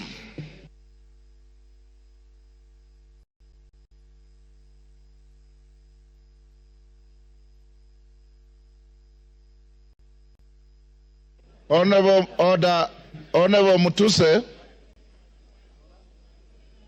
only you has the right to a second bite to the motion. Your seconder has no right to a second bite. So if you have extra minutes, as I call the minority and majority leader, Kaluma will have 10 minutes if you want to donate to anybody else, but not Owen Bayer. Minority leader, now it's your time. You have 15 minutes. Mr. Speaker. Mr. Speaker, thank you for according me this opportunity. From the onset, Honorable Speaker, the minority supports the motion on removal from office by impeachment of Honorable Riggy Gachagua because, Mr. Speaker, he is unfit to hold office. In Kenya, and yesterday it was clear to all Kenyans to see for themselves the danger this country is in, Mr. Speaker. Mr. Speaker, the impeachment of the Deputy President is not merely a procedural step. Rather, it's a reflection of our commitment to accountability and the rule of law in this country, Mr. Speaker. Honorable Speaker, the integrity of government and the stability of our nation is at stake, Mr. Speaker, as we speak this afternoon in this House, this evening, Mr. Speaker. Honorable Speaker, national security is at stake. Honorable Speaker, the economy is at stake. Honorable Speaker, the DP, since he assumed office, we have witnessed nothing but abuse of power, discrimination against communities, insubordination, disregard for the two levels of government, corruption, bullying, and many other actions that undermine the rule of law, Mr. Speaker, as well as actions that are unethical, illegal, and that severely breach public trust, as contained in the motion by Honorable Mwenge Mutuse, Mr. Speaker. Honorable Speaker, in supporting the removal of the Deputy President from office, we are rejecting the invitation by Honorable Riggy Gachagua to accept tribal bigotry, Mr. Speaker, skewed resource allocation, and the exploitation and domination of minorities as fait accompli in Kenya, Mr. Speaker. Mr. Speaker, before I move forward, or before I go on with what I wanted to say on the motion, Mr. Speaker, I would like to take this chance first to respond to some of the issues that he has raised in the House a few minutes ago, or his responses, Mr. Speaker. In the first place, his responses came very late in the day to the House, Mr. Speaker. He tabled his response at 4 p.m. in the evening today, Mr. Speaker, and he should have done it either yesterday evening or this morning, Mr. Speaker, so that the House can get enough time to peruse what he has said, Mr. Speaker. Mr. Speaker, one of the grounds that is being accused of Mr. Riggy Gachagua for impeachment, Mr. Speaker, is the issue of what he calls shareholding, Mr. Speaker. He has said Kenya is a company with shareholding. But in his response, he comes here and tells the House that he did not mean that. What he meant is that he was talking about political parties, Mr. Speaker, and listed the political parties that have formed coalitions within Kenya Kwanza, Mr. Speaker, including Ford Kenya, ANC, PA, and all other parties that have formed what is called the Kenya Kwanza coalition, Mr. Speaker. Mr. Speaker, I want to contradict what he said by saying that political parties are national in nature. Ford Kenya is a national party. ANC is a national party. All the political parties that formed a coalition with Kenya Kwanza are political parties that are of national, Mr. Speaker. Mr. Speaker, in this country, under the Constitution, you are not allowed to form a tribal party. You are not allowed to form a religious political party, Mr. Speaker. You are not allowed to form a Mulima political party, Mr. Speaker. That is very clear in the Constitution, Mr. Speaker. And if the Deputy President is not aware of that, I can read out for him, Mr. Speaker. Under Article, Mr. Speaker, 91, every political party shall have a national character as prescribed by an act of parliament, have democratically elected governing body, Mr. Speaker. And it also says in Part 2, a political party shall not be founded on a religious, linguistic, racial, ethnic, gender, or regional basis, Mr. Speaker, or seek to engage in advocacy of hatred, like what he does sometimes, on any such basis, Mr. Speaker. Mr. Speaker, you cannot equate political parties to what the Deputy President has been propagating for the last 2 years in this country, Mr. Speaker. The Deputy President has told Kenyans in no uncertain terms that Kenya is a shareholding company. Order, honorable members. And if you do not vote, for Kenya Kwanza, you do not have any shares, Mr. Speaker. Order, Yegon, and your team. Ngong. Mr. Speaker, members now are excited because they are not happy with the response the Deputy President has given them. Now they want to vote and go home. I know what they are doing.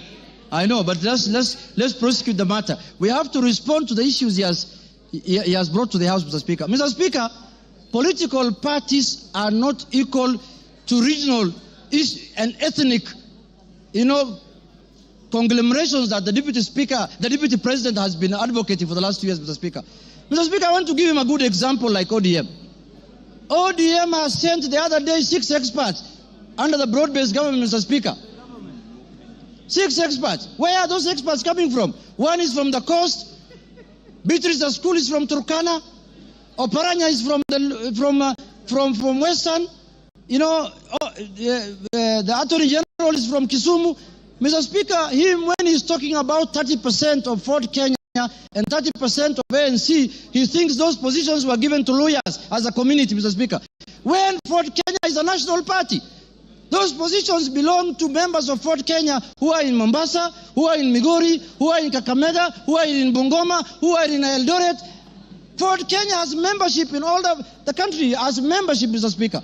So, Mr. Speaker, that ground is not, he cannot controvert that ground by saying that he was talking about the power sharing within Kenya Kwanza. No, he was talking about ethnic groups, Mr. Speaker. He said this government was formed by 2 ethnic groups, and that's how they are going to share power, Mr. Speaker. So that ground stands, Mr. Speaker, and that ground is impeachable, Mr. Speaker, on the Deputy President.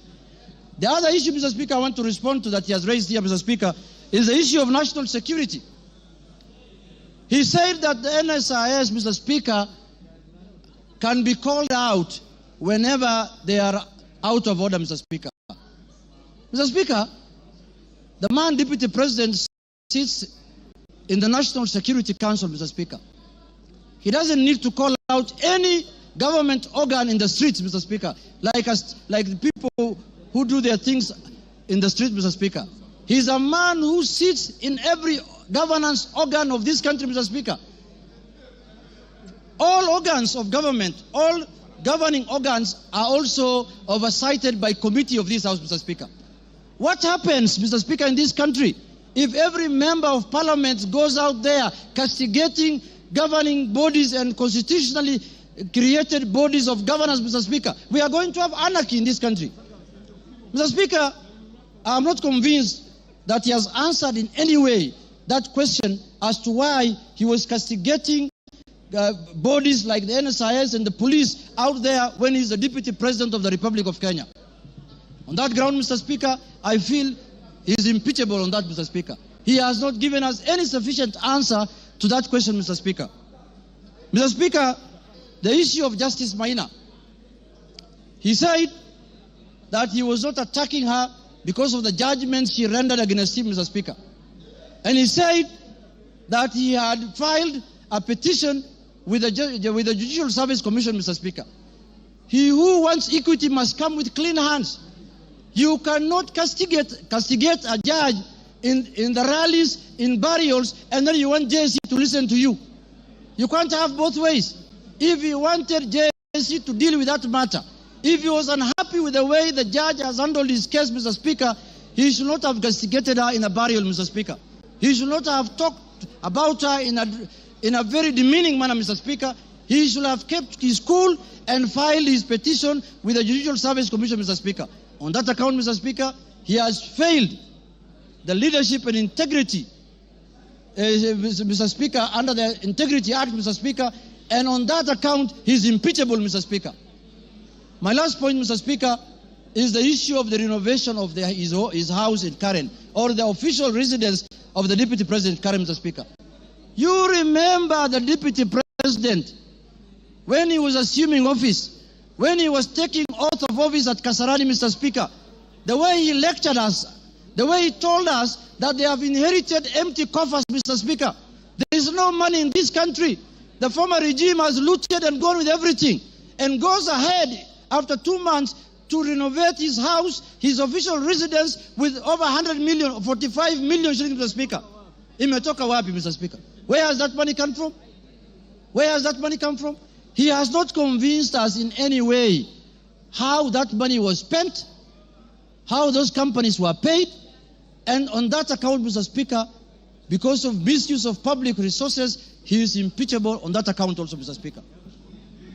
Mr. Speaker, I want to say this. When we gave ourselves the new constitution in 2010, we knew very well that we were coming from an era where we cannot impeach the president, we cannot impeach ministers, we cannot impeach the deputy president. Kenyans gave themselves the new constitution, and they put in there Article 150, knowing very well that one day they will hold their leaders, the president, the deputy president, accountable, Mr. Speaker. And they gave that mandate to this House, Mr. Speaker, and the Senate, Parliament in general, Mr. Speaker. Mr. Speaker, I was shocked under the public participation, people saying that Kufa Makanga, Kufa driver, Mr. Speaker. We cannot allow the driver to die because it is an issue. We are witnessing a situation where the Makanga wants to take the steering by force. And what happens after that? The driver is carrying 55 million Kenyans, Mr. Speaker. We cannot allow the driver to die because 55 million Kenyans are going to die with him. But the Makanga, who is just hanging at the door there of the matatu, can go, Mr. Speaker. If he misbehaves, Mr. Speaker, and if he's not doing his work properly, Mr. Speaker, the easier one to go first is the Makanga, because the Makanga is the one who should be telling the driver what to do. And they're telling us here, Kufa Makanga, Kufa driver. The petition of the driver is not with us in this parliament. The petition we have, the motion we have before us today is the motion of the Makanga.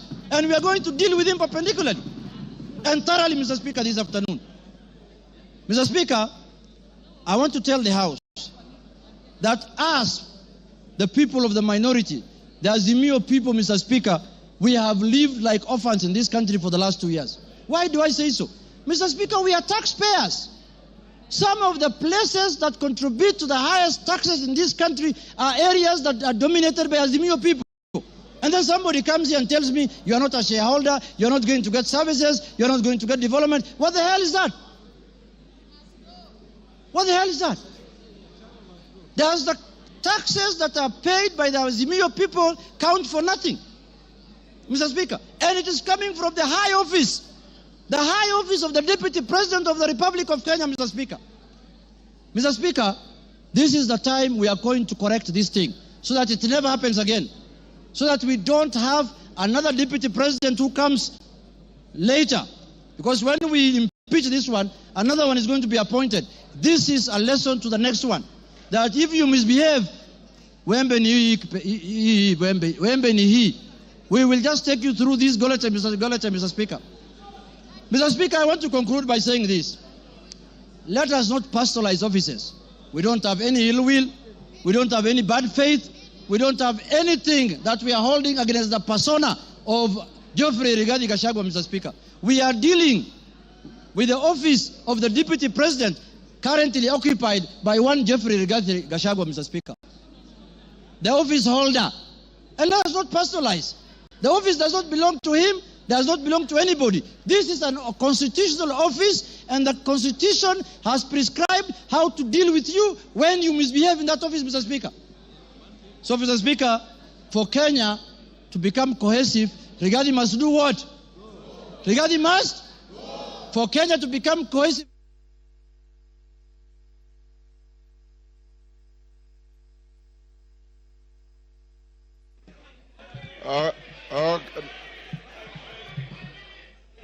Okay, give him 1 minute.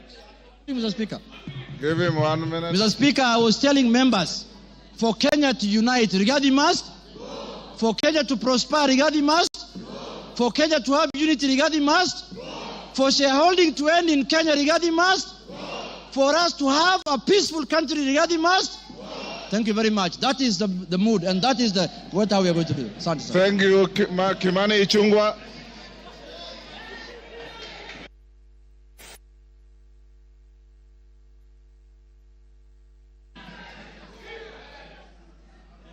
Honorable Speaker, thank you for this opportunity.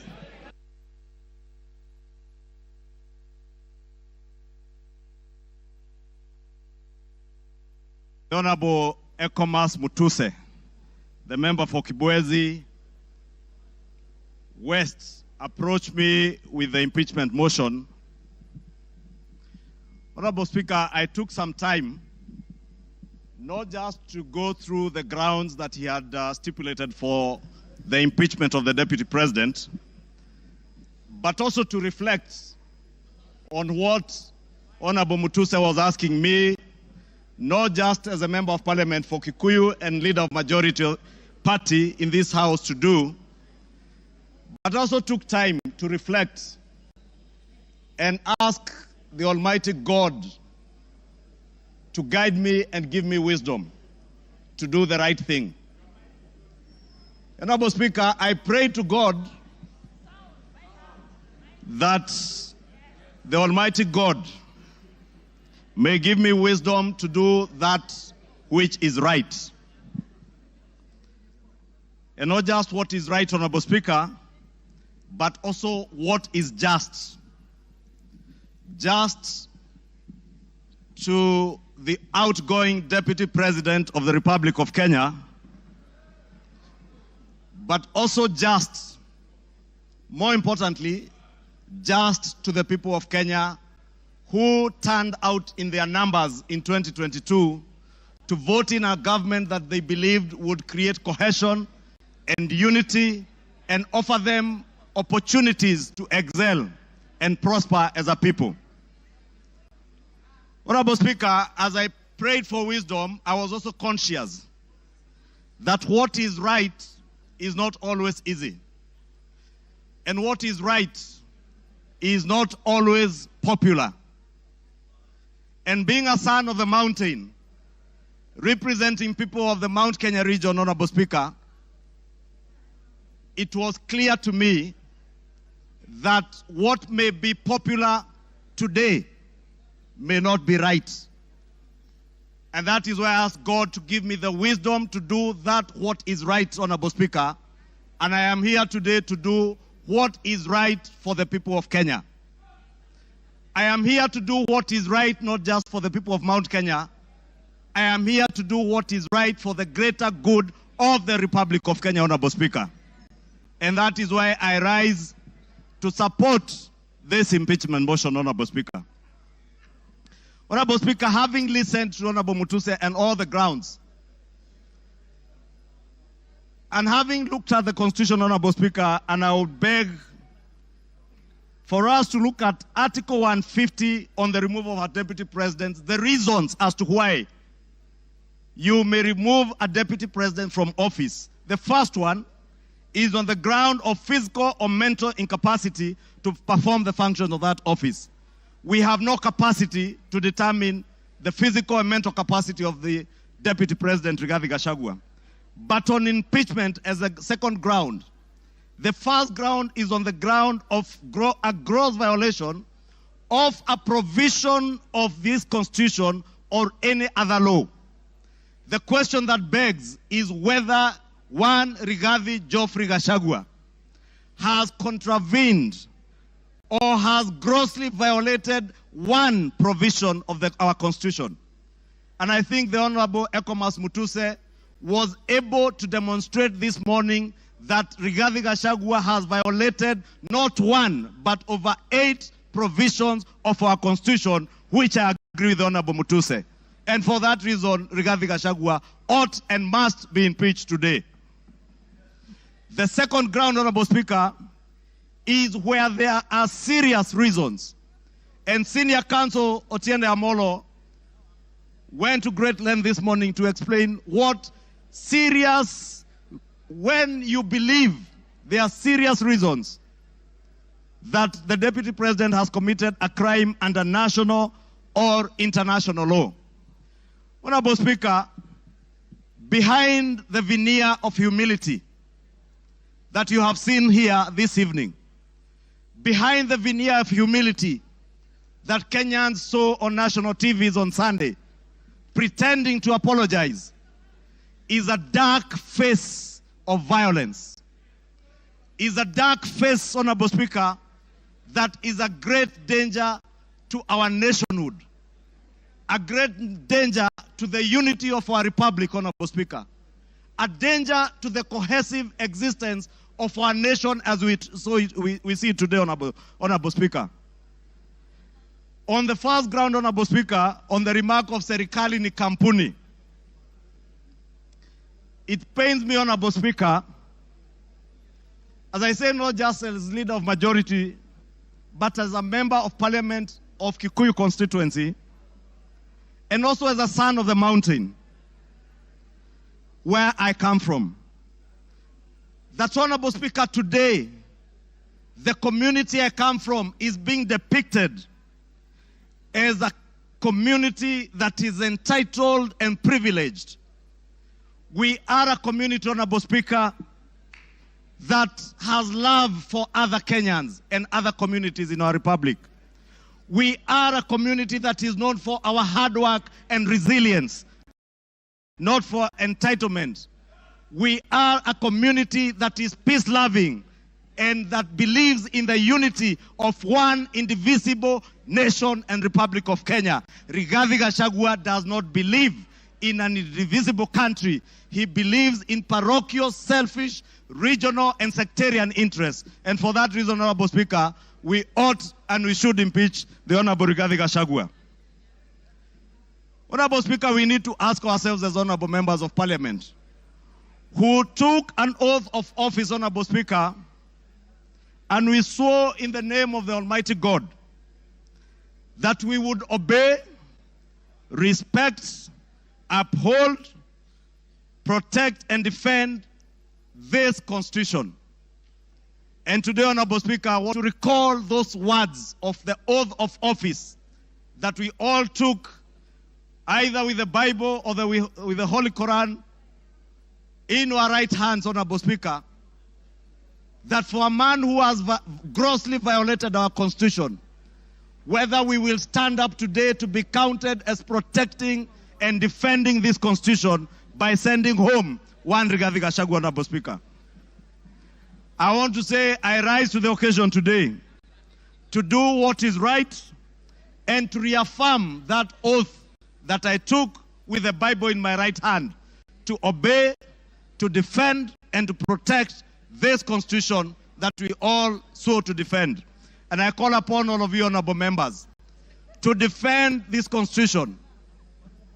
Honorable members, for Kenyans around the country who watched in disbelief as the Honorable Rigathi Gachagua went to great length, and the Honorable Otiende Amolo told us this morning, if you have to spend 2 hours on national TV to defend corruption and tell the world how you are not corrupt, you are definitely corrupt. Honorable Speaker, the Deputy President with his legal team submitted their defense late at 4 p.m. this afternoon, imagining that we will not have the time to go through this voluminous document. If you go through what Rigathi Gachagua was telling you here, on Olive Garden Hotel, he claims that this hotel was sold by executors to a third party. Honorable Speaker, if you peruse through the documents, the third party that is said to have bought this hotel, Honorable Speaker, and allow me, Honorable Speaker, first to tell you that the joint executors of the will of the late Governor Nderitu Gachagua were Rigathi Gachagua, Advocate Njoroge Regeru, and one Mr. Mwai, who was said to have been his great friend, Mwai Madhenge.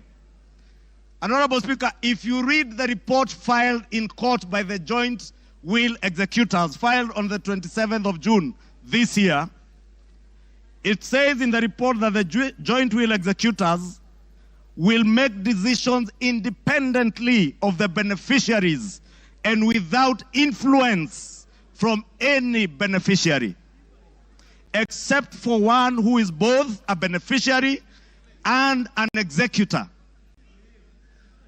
The joint will executors does not have the same attributes and mandates as for trustees, where beneficiaries would play a part assisting in decision making. What this is saying, Honorable Speaker, a document filed in court, is that Rigathi Gachagua, as a joint will executor, was also a beneficiary of the estate of his late brother. He was not only a joint will executor, he was also a beneficiary, and he was also a purchaser for value of the estate of his late brother. Olive Gardens is said to have been sold to one gentleman that many of us know, the Honorable Gishimu Githinji, the member for Gishugu, will tell you that the gentleman who is listed here as a purchaser for value for Olive Gardens, one Peterson Jomo Mushira, was a candidate in Gishugu constituency. He is a direct proxy of one Rigathi Geoffrey Gachagua. And Honorable Speaker, I must confess, and I am sorry to my friend Peterson because I know him. I just called him this afternoon when I saw this document. And I asked him whether TM Civil Engineering Limited is his company, and he confirmed to me it is indeed his company. I therefore want to tell you Olive Gardens was purchased through the proxy of Peterson Jomo Mushira with 0 shares and TM Civil Engineering Limited with 6,000 shares. Those who have visited the Annex House, the Office of the Deputy President, know this Jomo is a permanent fixture in the Office of the Deputy President, and therefore his direct proxy. Honorable Speaker, we are also told, Honorable Speaker, that these very hardworking young Kenyans, in the names of Keith Ikino Rigathi and Kevin Gachagua Rigathi, who are listed on the CR12 of the documents that were tabled this afternoon by Rigathi, are shareholders of Vipingo Beach Resort that owns the Vipingo property in Kilifi County, the one the Honorable Chonga was speaking about.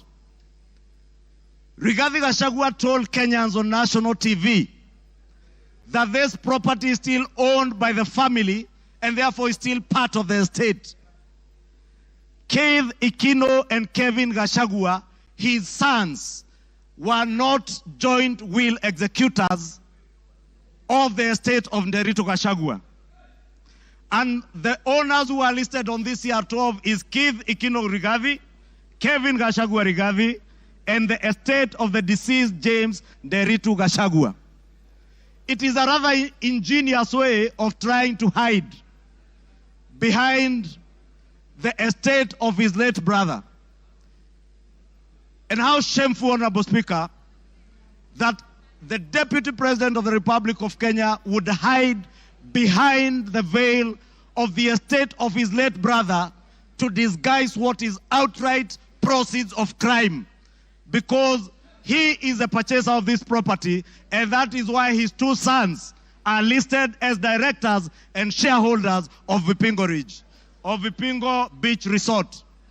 But he was on national TV telling Kenyans, this is a property that belongs to the family, and we have decided to keep it.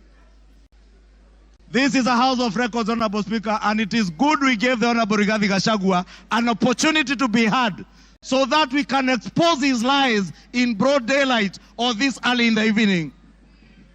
And I want to tell Kenyans and all of you members, save this country from this dark face, Honorable Speaker, honorable members. Save this country, Honorable Speaker. Honorable Speaker, because of time, I know there was alluding, Honorable Speaker, if you look at the time this company, Vipingo Beach Resort, was formed, it was founded on 5th August 2008. I would guess if Keith Gachagua is 31 years old today, at the time this company was registered, he was only 15 years old or 14 years old. He cannot have been listed as a director. His younger brother must have been 12 or 13. For heaven's sake, Deputy President, give some credit. Honorable Speaker, we also had the issue of shareholding, Honorable Speaker. And we were told that in our coalition agreement, Honorable Speaker, and you are then the leader of Ford Kenya. And you know you never subscribed to shareholding in our coalition agreements within Kenya Kwanza. Anybody who subscribed to the Kenya Kwanza coalition was subscribing not to shares, but to an ideology, a shared ideology, not shareholding, as Rigathi Gachagua wants Kenyans to believe. Honorable Speaker, let me finish by saying, Honorable Speaker, that the mountain is intact. The mountain is intact. The mountain is intact. The mountain is intact. The mountain is named after Kenya because it belongs to all the people of Kenya. We must end ethnic balkanization.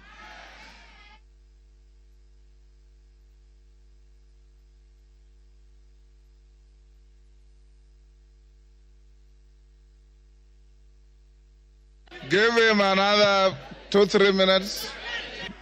Honorable Speaker, I was saying to conclude, to end the balkanization of our country into ethnic fiefdoms under the control of warlords, we must send Rigathi Gachagua home today.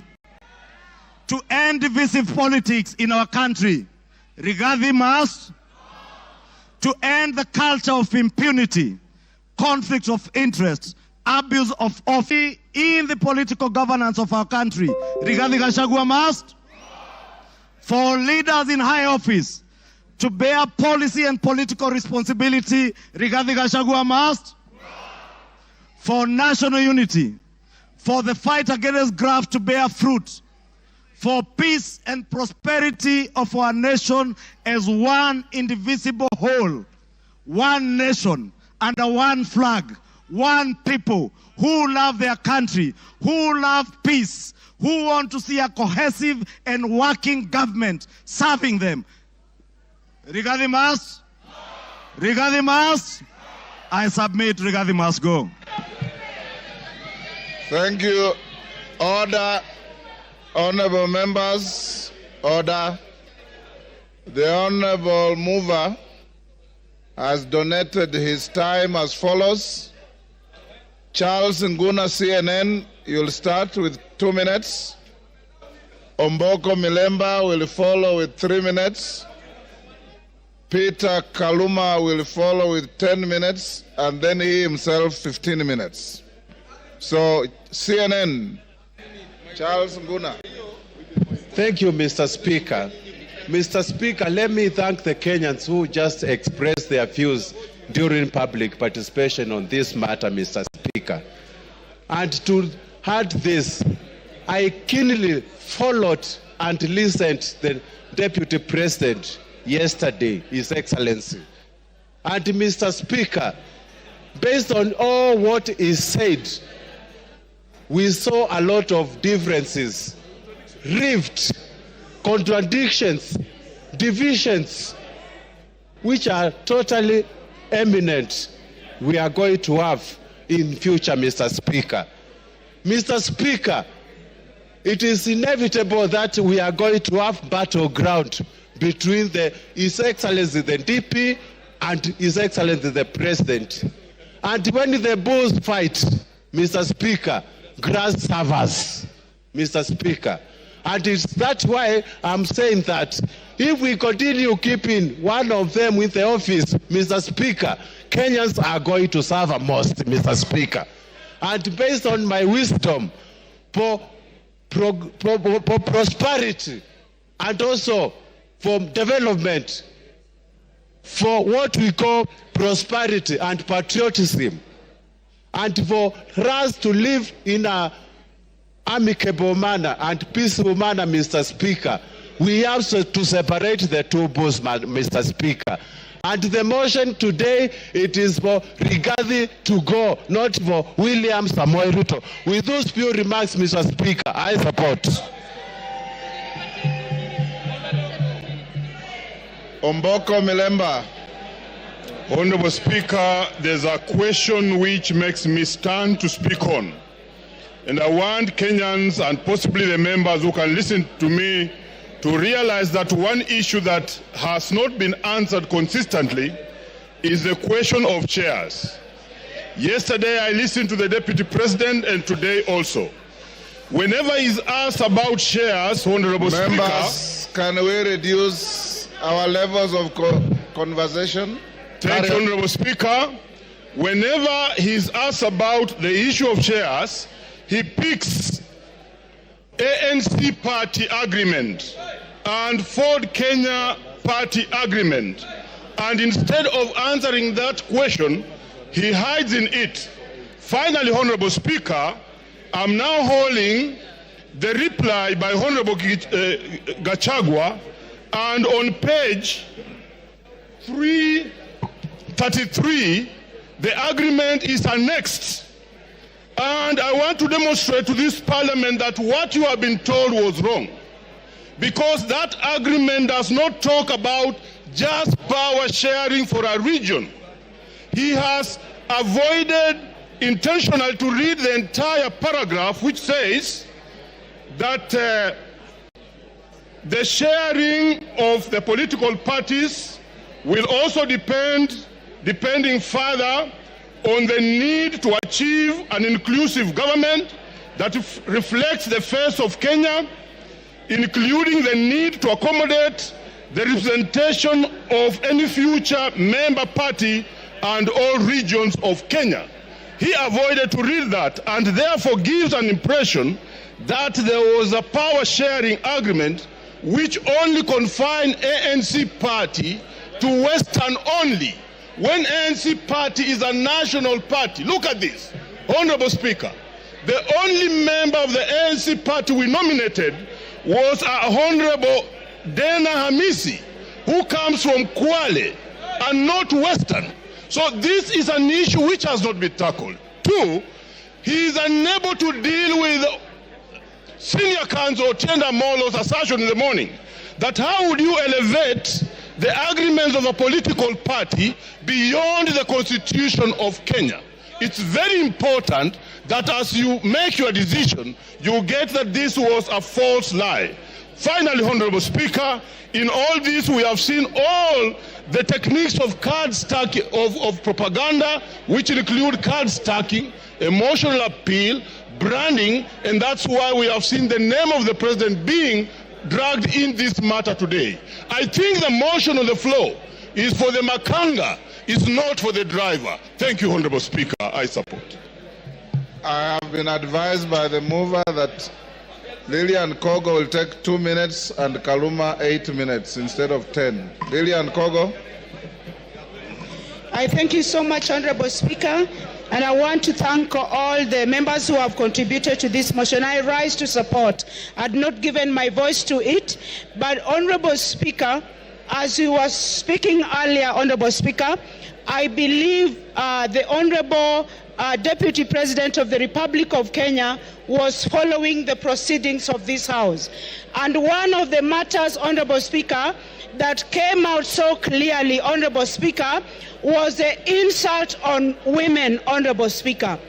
Women from a substantive position in this country's national development, Honorable Speaker. And Honorable Speaker, I expected that when the Deputy President came to this House, he was going to address this matter on a special way, Honorable Speaker. But I did not listen. I did not hear him. I did not hear the Deputy Speaker say when, where, how. The Deputy President, sorry. I did not hear the Deputy President, one Honorable Riggy Gachagua, answer to the question of saying that one noble member of this House, the Honorable Jematia, is a Malaya, Honorable Speaker. It concerns me, and I wanted the Honorable Riggy Gachagua to tell this House where, how, when, who witnessed him sleep with one Jematia and how he felt. We wanted to know, because we are not going to allow women with derogatory language moving forward, Honorable Speaker. It is nobody's choice to be a Malaya. These are mothers. It is nobody's choice to be a Malaya. These are our sisters. It is not... Time up. Peter Kaluma. Peter Kaluma.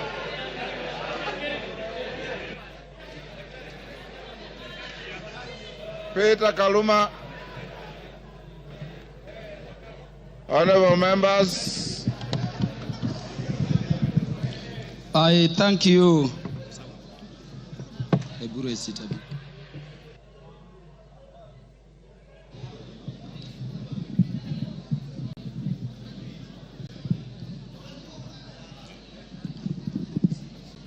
Yeah, Honorable Speaker, I thank you in a very special way. Honorable Speaker, I have this benefit of speaking after listening both to the mover of the motion and to the Deputy President, who is the subject matter of this motion. And so, Honorable Speaker, I can look at it from all perspectives. Honorable Speaker, allow me to start by saying that I listened to the Deputy President, as I did to Honorable Mutuse, with the mind of a lawyer, looking at how the grounds have been addressed, their particulars, and how they have been addressed by the two respective parties. And Honorable Speaker, let me begin by saying that I don't know what happened, but we had Honorable Mutuse presented before this assembly a motion seeking to impeach the Deputy President on up to 11 grounds. And Honorable Speaker, I don't know whether it is by act of omission or commission, or it is just the nature of some people. The Deputy President focused on those matters concerning property, money, integrity, procurement, forgetting the most fundamental issues. And I want to say that even when he addressed those money issues, there are very patent gaps going to constitutional violations which are stated in the motion to be gross. I expected the Deputy President, for instance, to use the opportunity you accorded him, Honorable Speaker, to explain that SMS which came from his son Ikunu Gachagua on the bid bond issue involving that company. No mention of that at all. Honorable Speaker, before I go to the matters I want to address in substance, let me thank you, the Honorable Speaker of the National Assembly, for ensuring that the process this House is going through has been very fair. And in doing so, Honorable Speaker, for according and upholding and protecting the provisions of Article 47 of the Constitution. I hear people still saying that the courts will intervene. But I'm thanking you for this, Honorable Speaker, because the only time the courts intervene is if we have not secured a party procedural fairness. This motion was advertised across the country for the participation of Kenyans. And Honorable Speaker, allow me to reiterate this short data in 1 minute. 146,429 Kenyans said that the Deputy President should be impeached. And that, Honorable Speaker, constitutes 65.11% of the people of Kenyans. 76,026 of Kenyans said the Deputy President should not be impeached, coming to 33.8% of those Kenyans. Honorable Speaker, 2,452 Kenyans said Kufa Makanga, Kufa Dereva, and those other things. And there are the others. And Honorable Speaker, in terms of our constituency, which is Homa Bay Town constituency, 1,080 Kenyans whom I represent said the Deputy President should be impeached. And Honorable Speaker, that constitutes 89.81% of the population of the people of Homa Bay who are duly notified.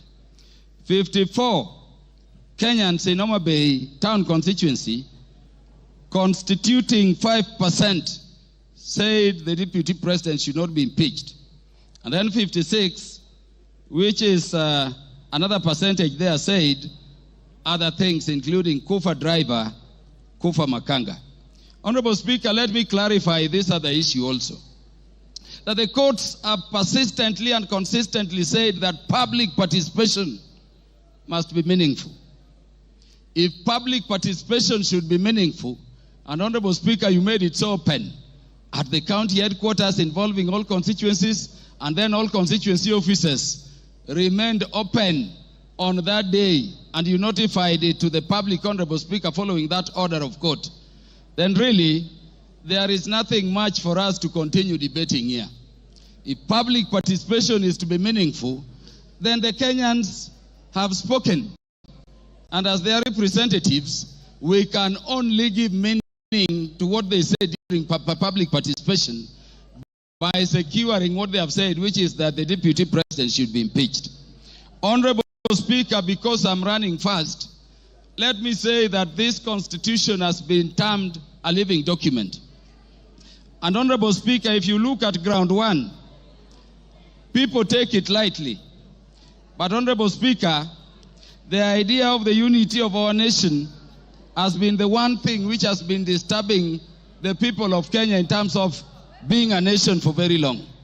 Honorable Speaker, allow me to read the preamble of the Constitution. And this is what it says. We, the people of Kenya, proud of our ethnic, cultural, and religious diversity, and determined to live in peace and unity as one indivisible sovereign nation. When the Kenyans were making this constitution, they identified the need for unity as one people, as one thing they had to deal with. Honorable Speaker, I request the members to look at Article 4, Sub-Article 2 of the Constitution. It says Kenya is a multi-party democratic state founded on the national values and principles of governance under Article 10 of the Constitution. And Honorable Speaker, people have said so many things about this Constitution. But let me say today, before this House, Honorable Speaker, that Article 10 of the Constitution, if this spirit has a soul, if this Constitution has a spirit, then you can only find it in Article 10 of the Constitution.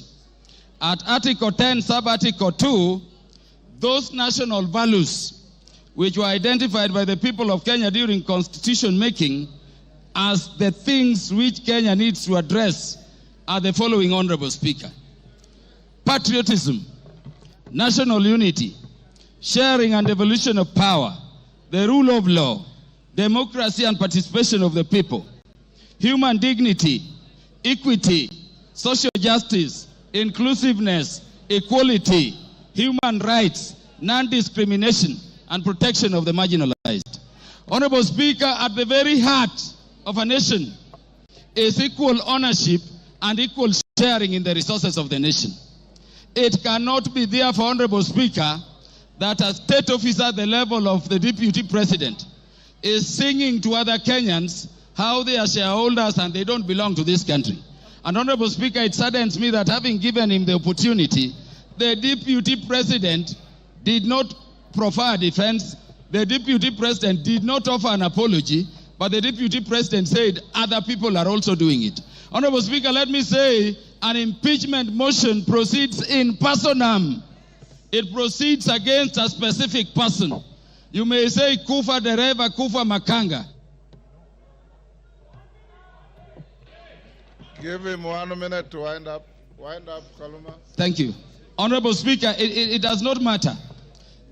This motion we have is against a person. You cannot have a motion for impeachment against Kaluma and somebody. Those who are saying Kufa driver, Kufa Makamba, bring the driver and we will also consider it on the merit. And on account of that, Honorable Speaker, this person must go. Honorable Speaker, in the few seconds remaining, let me say that when Westgate came under attack, I lost a cousin in the name of Jackson Port. He was the first one to be shot there. When Garissa University came under attack, Honorable Speaker, I lost Solomon Oludo from Marindi, a son of our land I educated at Ubiro Primary School. Honorable Speaker, we have no problem holding the security apparatus of the nation, to account. But Honorable Speaker, we cannot have a situation where you talk that recklessly in public about our principal assistant to the president, when each time the president leaves the country, you are organizing rallies to incite ethnic animosity against your own government. Honorable Speaker, how can you be a principal assistant to His Excellency the President when the President is having a press conference in Nairobi and you are having a separate one instead of standing with him to calm the nation from Mombasa to say that the President, in fact, there is a problem and is a dysfunction in government? Time up, Mutuse. You have 15 minutes. Very good. Thank you, Mr. Speaker. Thank you, Mr. Speaker.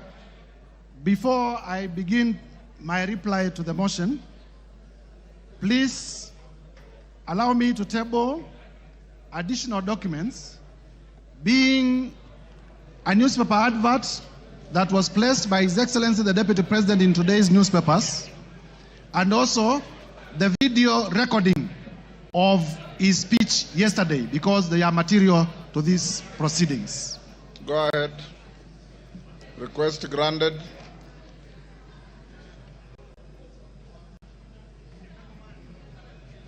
Mr. Speaker, I have tabled the two documents, electronic and physical, because during the course of this debate, members in many instances had referred to them, and therefore it is only fair that they are part of the record. Number two, Mr. Speaker, allow me to thank... The documents were available to me earlier, and I ruled that they are admitted. Thank you, Mr. Speaker. Yes. I want to be very brief because I know the National Assembly of the Republic of Kenya wants to make a decision on the matter of impeachment of His Excellency Riggy Gachagua. Mr. Speaker, to begin with is to thank colleague members of Parliament from both sides of the House for the robust debate in terms of the motion that we presented before the House this morning. Mr. Speaker, I also want to thank Kenyans in their millions from all over the Republic, because in the course of this debate, Kenyans have been commending, Kenyans have been exercising their democratic right through public participation, through their right to odd opinions, and we have not witnessed a single incident of violence anywhere in the Republic. Vitisho, that if you table an impeachment motion for a person of the magnitude of the Deputy President, there may be violence, people will lose lives, but I thank Kenyans because Kenyans have proven once again that we are a peaceful country and we are able to engage in our democratic processes without violence. Mr. Speaker, allow me to re-examine some of the few issues that have come through the response. First is to let Kenyans know that His Excellency Riggy Gachagua has filed a response of 501 pages, and the response has come at 4 p.m., and I was only able to be given the response about an hour ago. And therefore, in terms of the doctrine of equality of arms, I feel that I needed adequate time so that I may be able, during my reply, to respond to some of the things that he has raised in his response.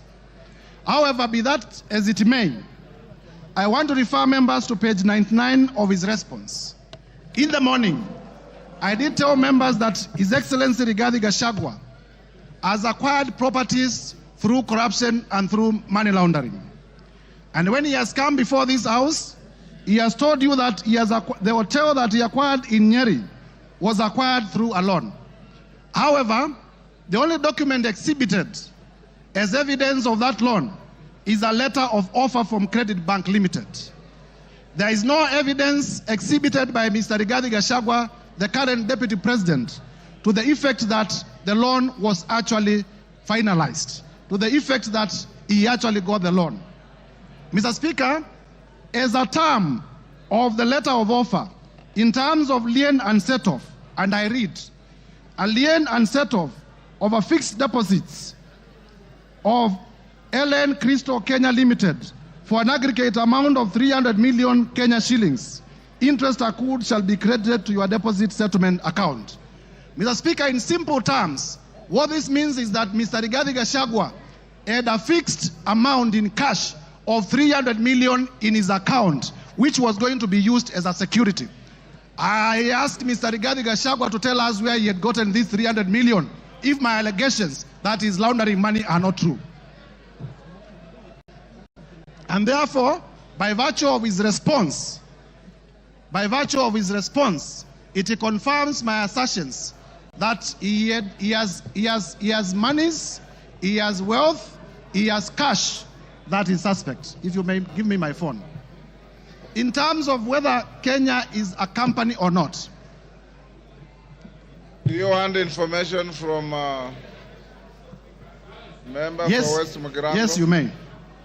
Go ahead. Mr. Speaker, I want to inform the Honorable Mutuse that the director for Credit Bank Kenya Limited is one Grace Nyachai, who hails from Nyeri and is a relative of His Excellency Riggy Gachagua, and therefore I say no more. I thank you, Mr. Speaker. Mr. Speaker, it is important for this House to note that in the morning, I did present evidence of suspicious money transactions. I did present evidence that His Excellency Riggy Gachagua, either by himself or through relatives or through proxies, has acquired properties that are way beyond his known sources of income, and that evidence remains uncontroverted. Turning, Mr. Speaker, to the issue of whether Kenya is a company owned by shareholders. Mr. Riggy Gachagua is playing with the intelligence of members of parliament and with the intelligence of Kenyans by attempting to twist facts. First, in terms of the law, companies are registered under the Companies Act. They are not registered under the Political Parties Act. So to come before Kenyans and to say that there were coalition agreements registered and therefore those coalition agreements are companies is to play around with our intelligence, because we know companies are registered under the Companies Act, they are not registered under the Political Parties Act. Further, Mr. Speaker, this Riggy Gachagua was selectively chosen the sections of the Kenya Kwanza coalition agreement to rely on, and he has failed to read the document in whole. Under clause 20 of the Kenya Kwanza coalition agreement, that clause provides as follows: that there is need to achieve an inclusive government that reflects the face of Kenya. Riggy Gachagua chose not to tell us that the coalition agreement also talked about the face of Kenya and not a company of some people to the exclusion of others. Clause 6 of the Kenya Kwanza coalition agreement provides for respect for constitutionalism. The articles of the Constitution that I stated. It provides for respect to the rule of law. It provides for respect to the national values and principles of government under Article 10. And it provides for respect to devolution. Mr. Riggy Gachagua did not tell us that. Clause 22G of the coalition agreement among the Kenya Kwanza political parties provides that there will be adjustments that may be necessary to accommodate the development priorities of other parts of the country to ensure equitable distribution of Kenya's national resources and wealth for the benefit of every citizen and every part of Kenya. This Mr. Riggy Gachagua could not tell you because it was going to destroy his case. And therefore, honorable members, I urge you to find that Mr. Riggy Gachagua, in his assertions about shareholding and a company, it was not in reference to political parties, it was in reference to regions, it was in reference to communities, and the evidence that we provided remains uncontroverted, and this ground must be confirmed.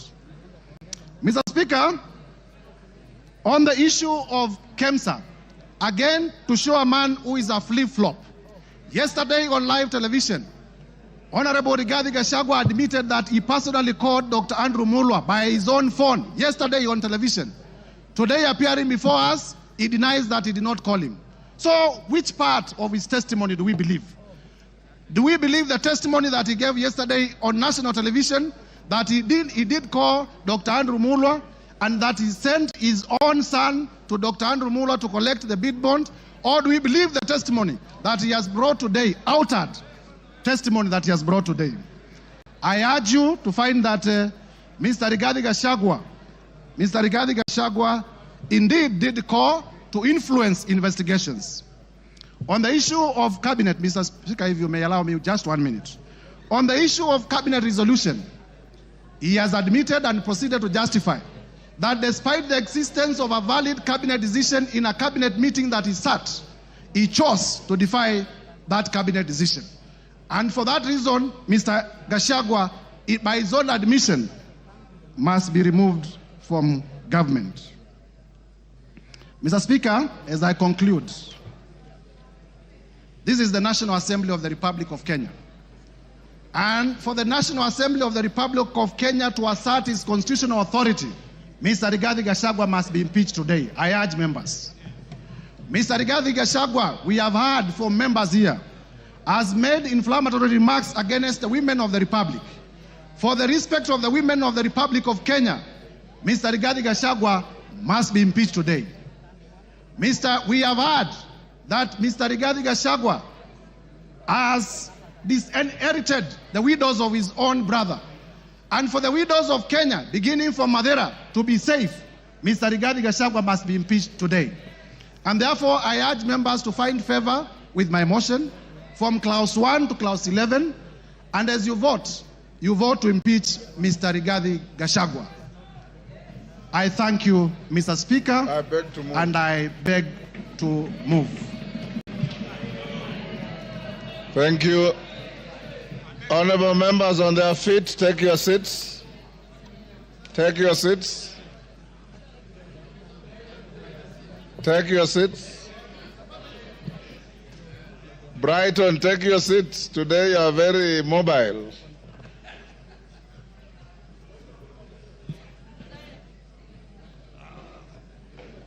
Honorable members, order. Honorable members, Honorable Jeho, take your seat. Honorable members, we are coming to the end of this motion. And before I put the question, this is one motion where there is no voice vote. We'll go straight into division, so that no eyes have it at the putting of the question. The House Business Committee yesterday deliberated on the manner of voting, and it was unanimously agreed that there will be a roll call vote. There will be a roll call vote. That being the case, we should be done, if we are orderly, we should be done in the next 30 minutes to 40 minutes, maximum 1 hour. When we start voting, order. When we start voting, I'll instruct the clerk and the teller, having conducted yourselves exemplarily well, any member who precedes his or her vote with a preamble or a speech or a statement will be a spoiled vote. Once you are called, order. The vote is simply yes or no. Time for speeches have extinguished in the debate. I now put the question. Of course, there are always three: yes, no, abstention. Order, member for West Mugirango. There's nothing out of order. Honorable members, I now put the question, which is that pursuant to the provisions of Articles 145 and 151B and 2 of the Constitution and Standing Order 64 and 65, this House resolves to remove from office by impeachment His Excellency Honorable Riggy Gachagua, EGH, the Deputy President of the Republic of Kenya on the following grounds. 1. Gross violation of Articles 10(2)A and B and C, 27(4), 73(1)A, 2 and B, 75(1)C, 129(2) of the Constitution, and Article 147(1) as read together with Article 131(2)C and D of the Constitution. 2. Gross violation of Articles 147(1) and 152(1) of the Constitution by undermining the President and the Cabinet and the effective discharge of the national government executive mandate. 3. Gross violation of Articles 6(2), 10(2)A, 174, 186(1), 189(1), and the 4th schedule to the Constitution by undermining devolution. 4. Gross violation of Article 161 of the Constitution on the institutional and decisional independence of judges. 5. Gross violation of Articles 3(1) and 148(5)A of the Constitution on the fidelity to the oath of office and allegiance.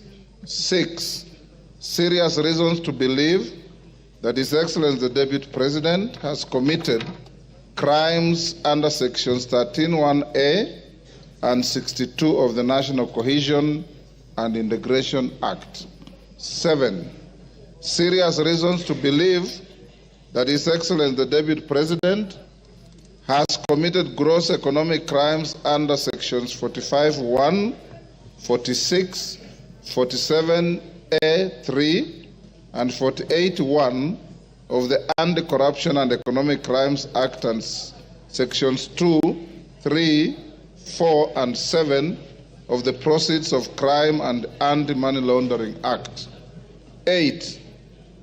Serious reasons to believe that His Excellency the Deputy President has committed crimes by continuously misleading members of the public through false, malicious, divisive, and insightful remarks that are contrary to the provisions of Section 132 of the Penal Code and Section 29 of the Leadership and Integrity Act.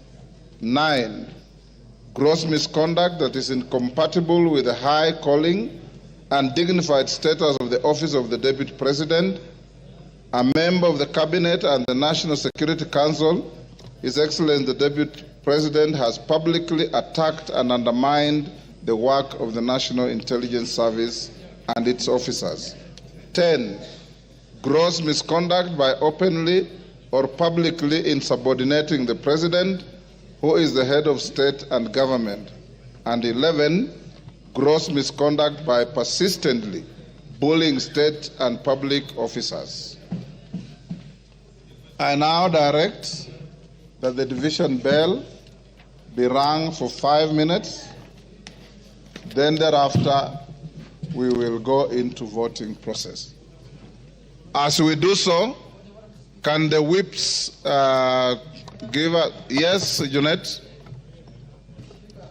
Mr. Speaker, I propose that only the whips should be allowed to go out of the chambers, Mr. Speaker. The rest should remain seated. Yeah. Only the whips should be allowed to go out, Mr. Speaker. The rest of the members can sit and hold their things on the. That's the rule. That's the rule.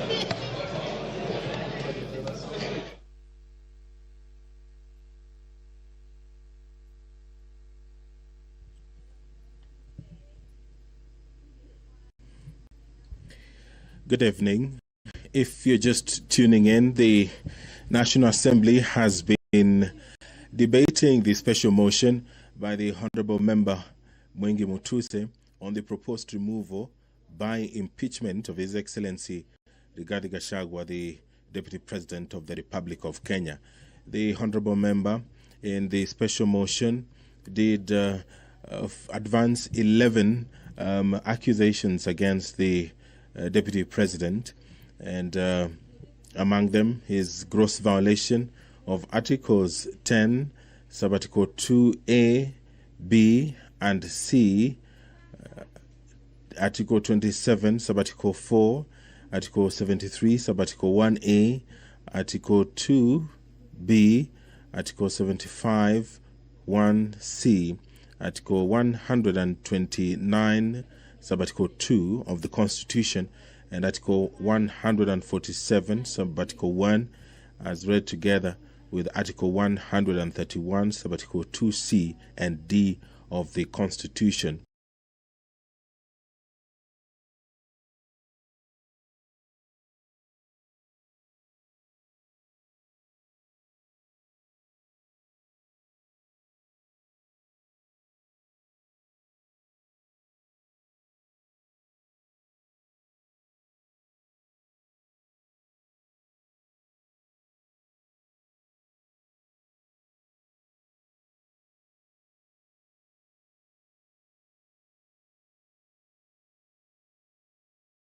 Collectively adopted by the government and contradicted the president on critical matters of governance and the exercise of the president's functions as a symbol of national unity.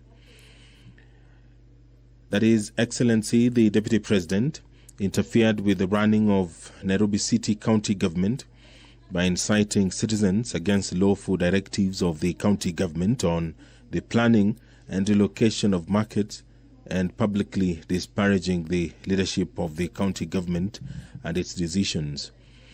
Charge 4, that His Excellency the Deputy President has undermined the institutional and decisional independence of a judge through public attacks on a judge of the High Court of Kenya and falsely threatening to file a petition for the removal of the said judge in a matter in which he was a party.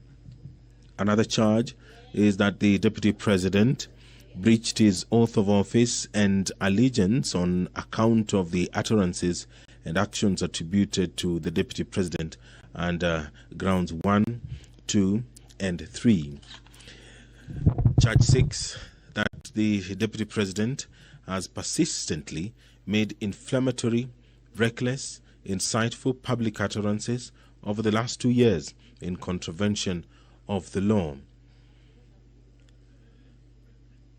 Charge 7, that His Excellency the Deputy President has committed gross economic crimes, namely conflict of interest, abuse of office, and conspiracy to commit crimes under sections by inexplicably amassing property estimated at 5.2 billion shillings that is incompatible with his known legitimate income, and by trading with the office of the Deputy President through proxies. Another charge is serious reasons to believe that His Excellency the Deputy President has committed crimes by continuously misleading members of the public through false, malicious, divisive, and insightful remarks that are contrary to the provisions of Section 132 of the Penal Code and Section 29 of the Leadership and Integrity Act.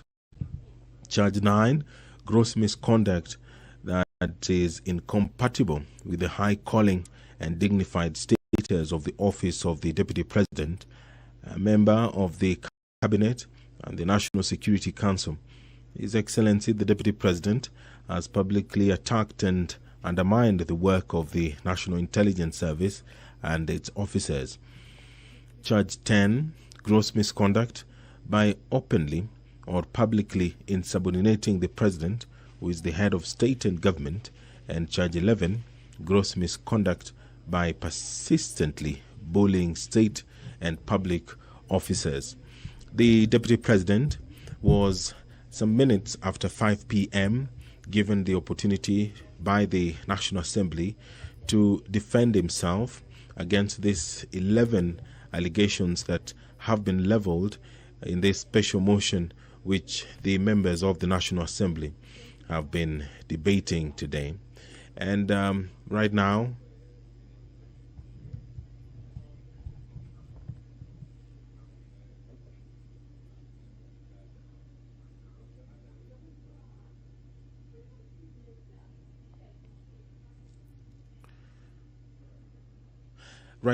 the respective leadership in the House is whipping members to come into the chambers to allow the division to proceed. Remember that this requires more than 200 or at least 233 members of the National Assembly voting in affirmative, and they will be doing so through a roll call. Standing Order 65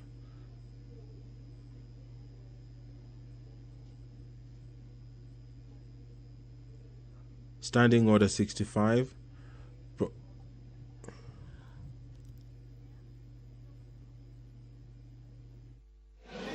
Honorable members, take your seats. Whips, you are satisfied your members are all in the House?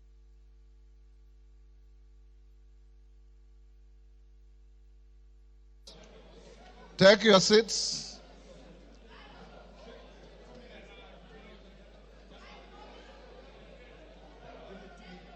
Okay. You have 2 minutes. Members who are on their feet, take your seats. Thank you.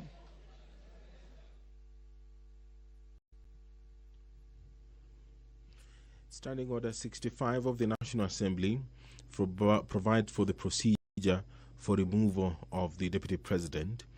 And it says that where a member proposes the removal of the Deputy President on the grounds of physical or mental incapacity in terms of Article 150, Sub-Article 1A of the Constitution, Standing Order 63, which talks about procedure for removal of President on grounds of incapacity, shall, with necessary modifications, apply.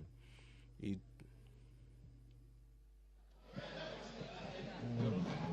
have to do something about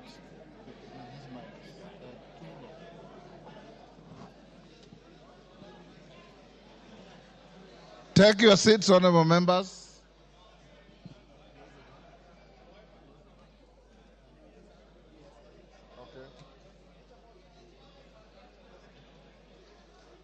Osoro and Millie, are all your troops in the House? I want to draw the bar.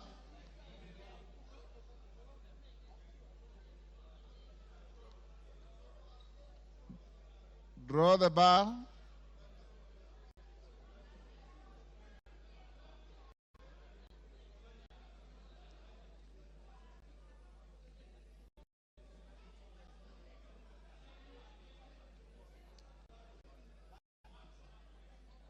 Take your seats.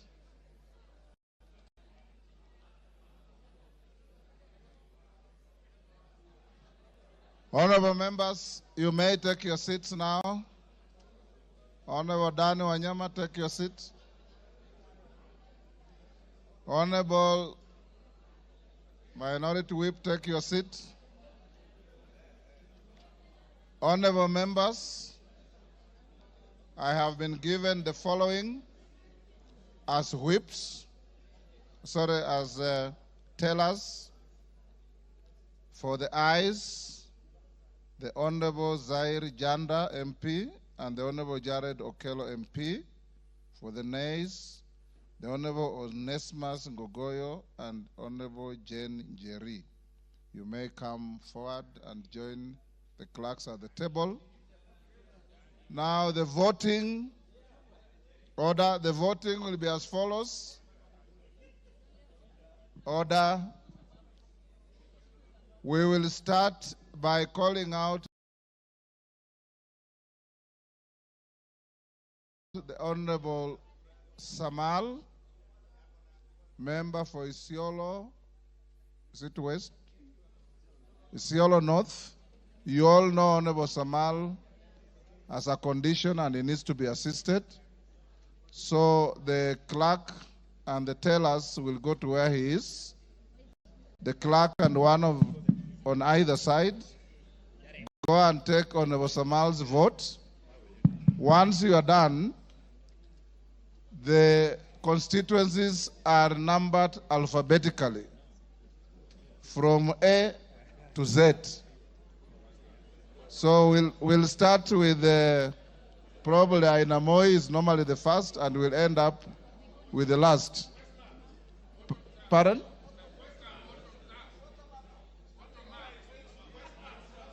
Yes.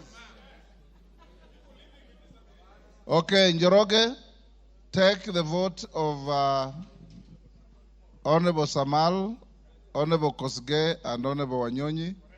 Then go alphabetically for everybody else.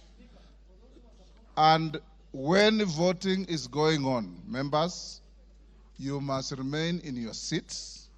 You must remain silent and let the process go on uninterrupted, the same way you have been orderly the whole day.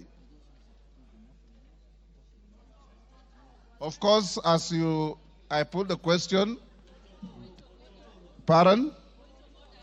Yes?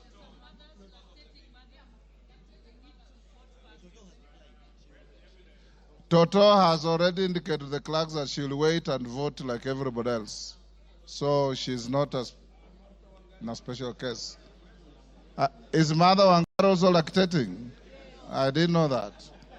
Now, clerk, those who are supporting the motion are voting yes.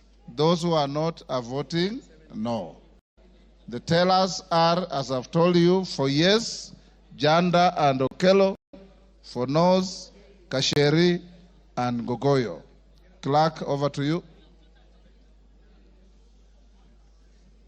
Voting starts now. Isiolo North, Lomwa Joseph Samal. Westlands, Wetangula Timothy Wanyonyi. Nominated member, Jackson Kosgei Kipkemoi.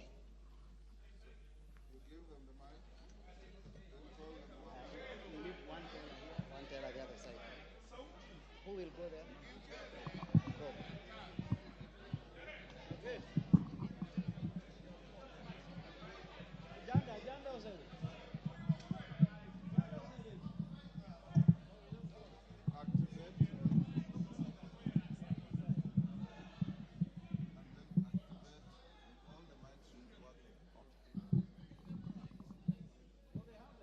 I, Tim Wanyonyi, Member of Parliament for Westlands, I vote no. I vote yes. I vote yes.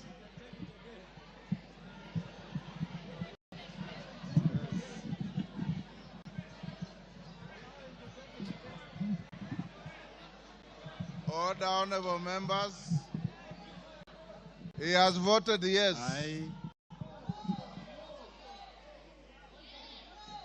Order. I, Jackson Kipkemoi Kosgei, nominated Member of Parliament, I vote yes.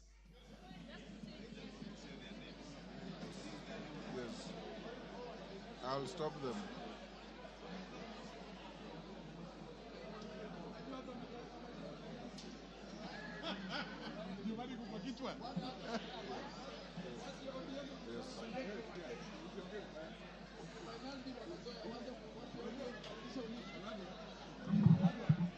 You are done with Honorable Samal? You can't talk. Honorable members, for the rest of the members, when your name is called, don't repeat your name. Just vote yes or no. Okay, go ahead, Njoroge.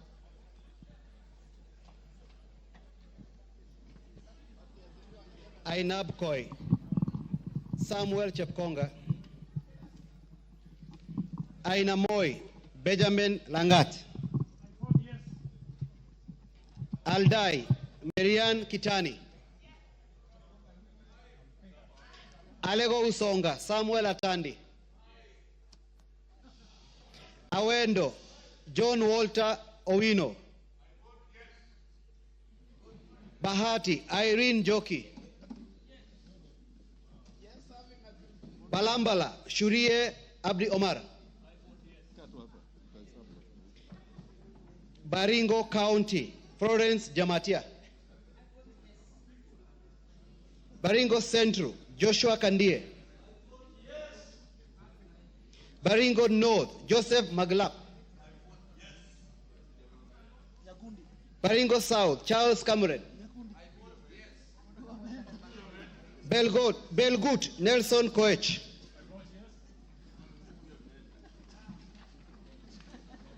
Bobasi, Innocent Obiri.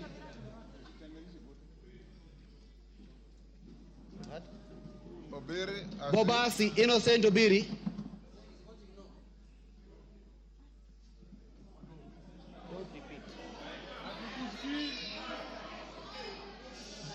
Bamachoge Borabu, Nolfason Obadia. Bamachoge Chache, Alpha Miruka Ondieki. Bomet County, Lynette Chepkorir Toto. Bomet Central, Richard Cheriot Kilel. Bomet East, Richard Kipkemoi Yegon.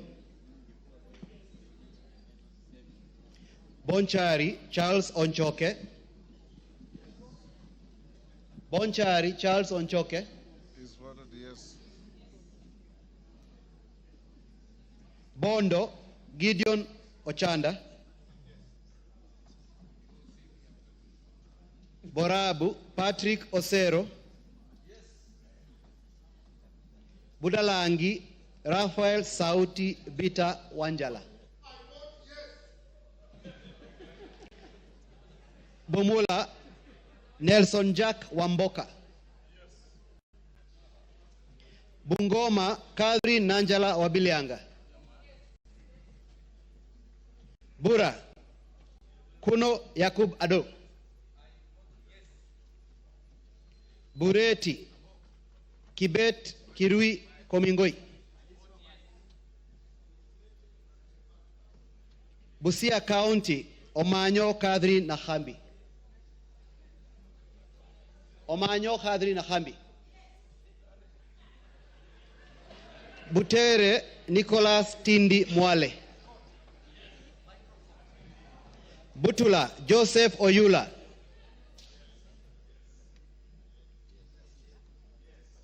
Buuri Muruidhania Rindikiri Mugambi. Central Imenti Moses Nguchine Kilima. Central Imenti Moses Kilima Nguchine. Changamwe Omar Mwinyi. Chebalungu Victor Kipngetich Koech.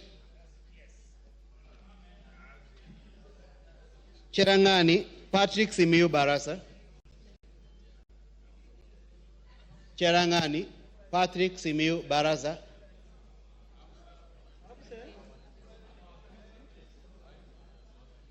Chesumei Paul Biego.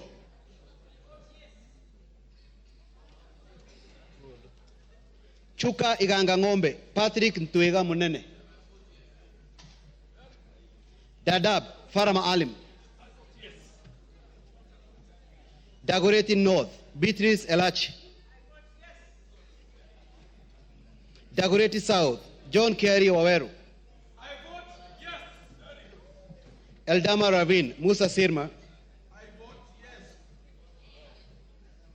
Eldas, Adan Kenan. Elgeo Marakwet County, Ngerechei Jepto Caroline. Embakasi Central, Gadhiro Majadonk Benjamin. Embakasi East, Babu Owino Ongili. Embakasi East, Babu Owino Ongili.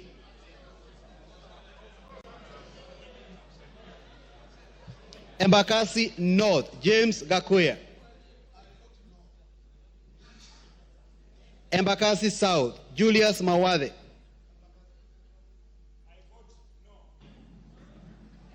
Embakasi West, Mark Samuel Mwenje Mureithi. Embakasi West, Mark Samuel Mwenje Mureithi.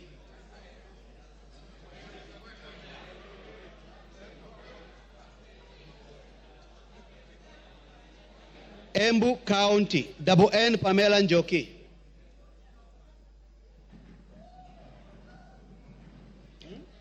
Mgwen. Njoki is? No. Njoki is no. Mgwen. Lelmengit Joseph Gipto. Emuhaya Omboko Milemba. Emura Dikir Johanna Ngeno. Endebes Robert Pukose. Fafi Yakub Farah. Funyula Oundo Wilberforce. Galole Said Buya Hiribai Said Poster. Ganze Charo Kenneth Tungule. Garissa County, Udgon Amina Siad.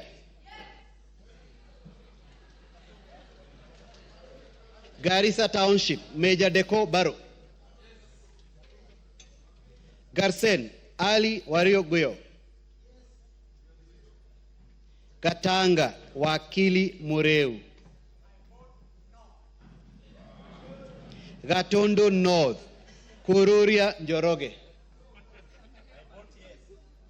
Gatondo North, Kururia Njoroge.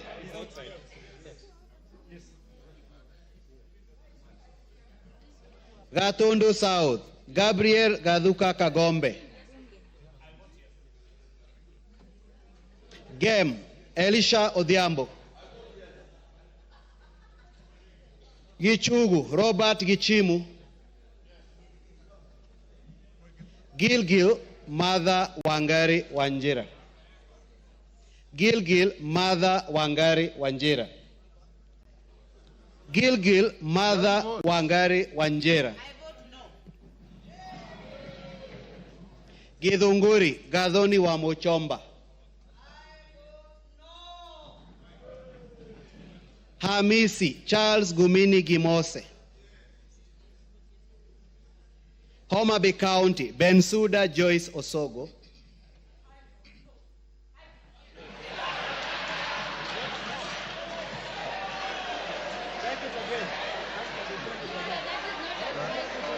Pardon? Take the vote again. Order Bensuda utaitwa tena.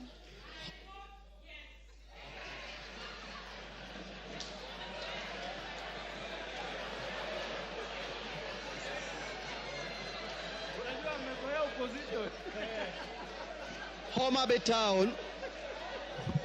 Order members, order. Homa Bay Town, George Peter Kaluma. Igembe Central, Daniel Karido Kili. Igembe North, Taitumu Julius. Igembe South, John Paul Mwirigi. Ijara, Abdi Ali Abdi. Ikolomani, Shinali Barnett. Isiolo County, Mumina Bonaya. Isiolo North, Isiolo South, Bidu Tubi Mohammed.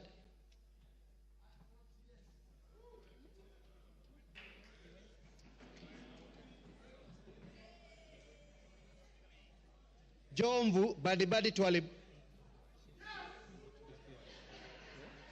Juja George Koimburi.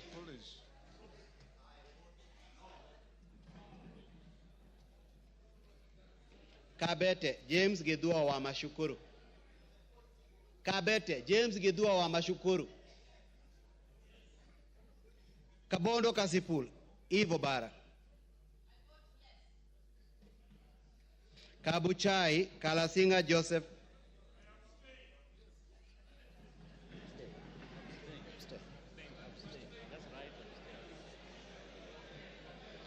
Kacheliba, Lote Titus. Kacheliba, Lote Titus. Kaiti, Joshua Kivinda, Kimilu. Kaiti, Joshua Kivinda, Kimilu. Kaiti, Joshua Kivinda, Kimilu.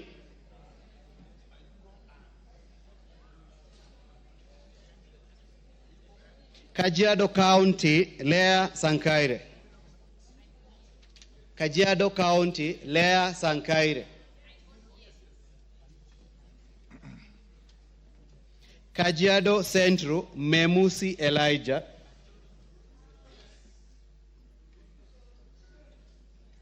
Kajiado East, Kakuta Maimai. Kajiado North, Onesimus Ngogoyo. Kajiado South, Parashina Samuel Sakimba. Kajiado West, Sunkuya George.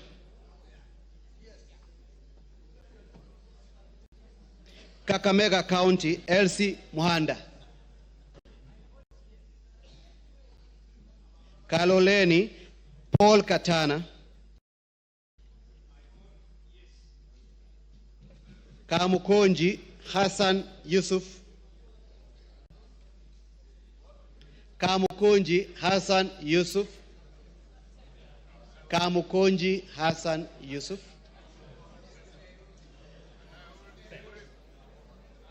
Kandara, Chege Njuguna.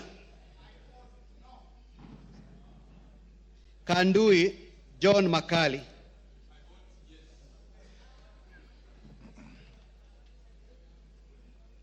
Kangema, Peter Kihungi. Kagundo, Fabian Chule. Kapenguria, Samuel Moroto. Kapsaret, Oscar Sudi. Kapsaret, Oscar Sudi.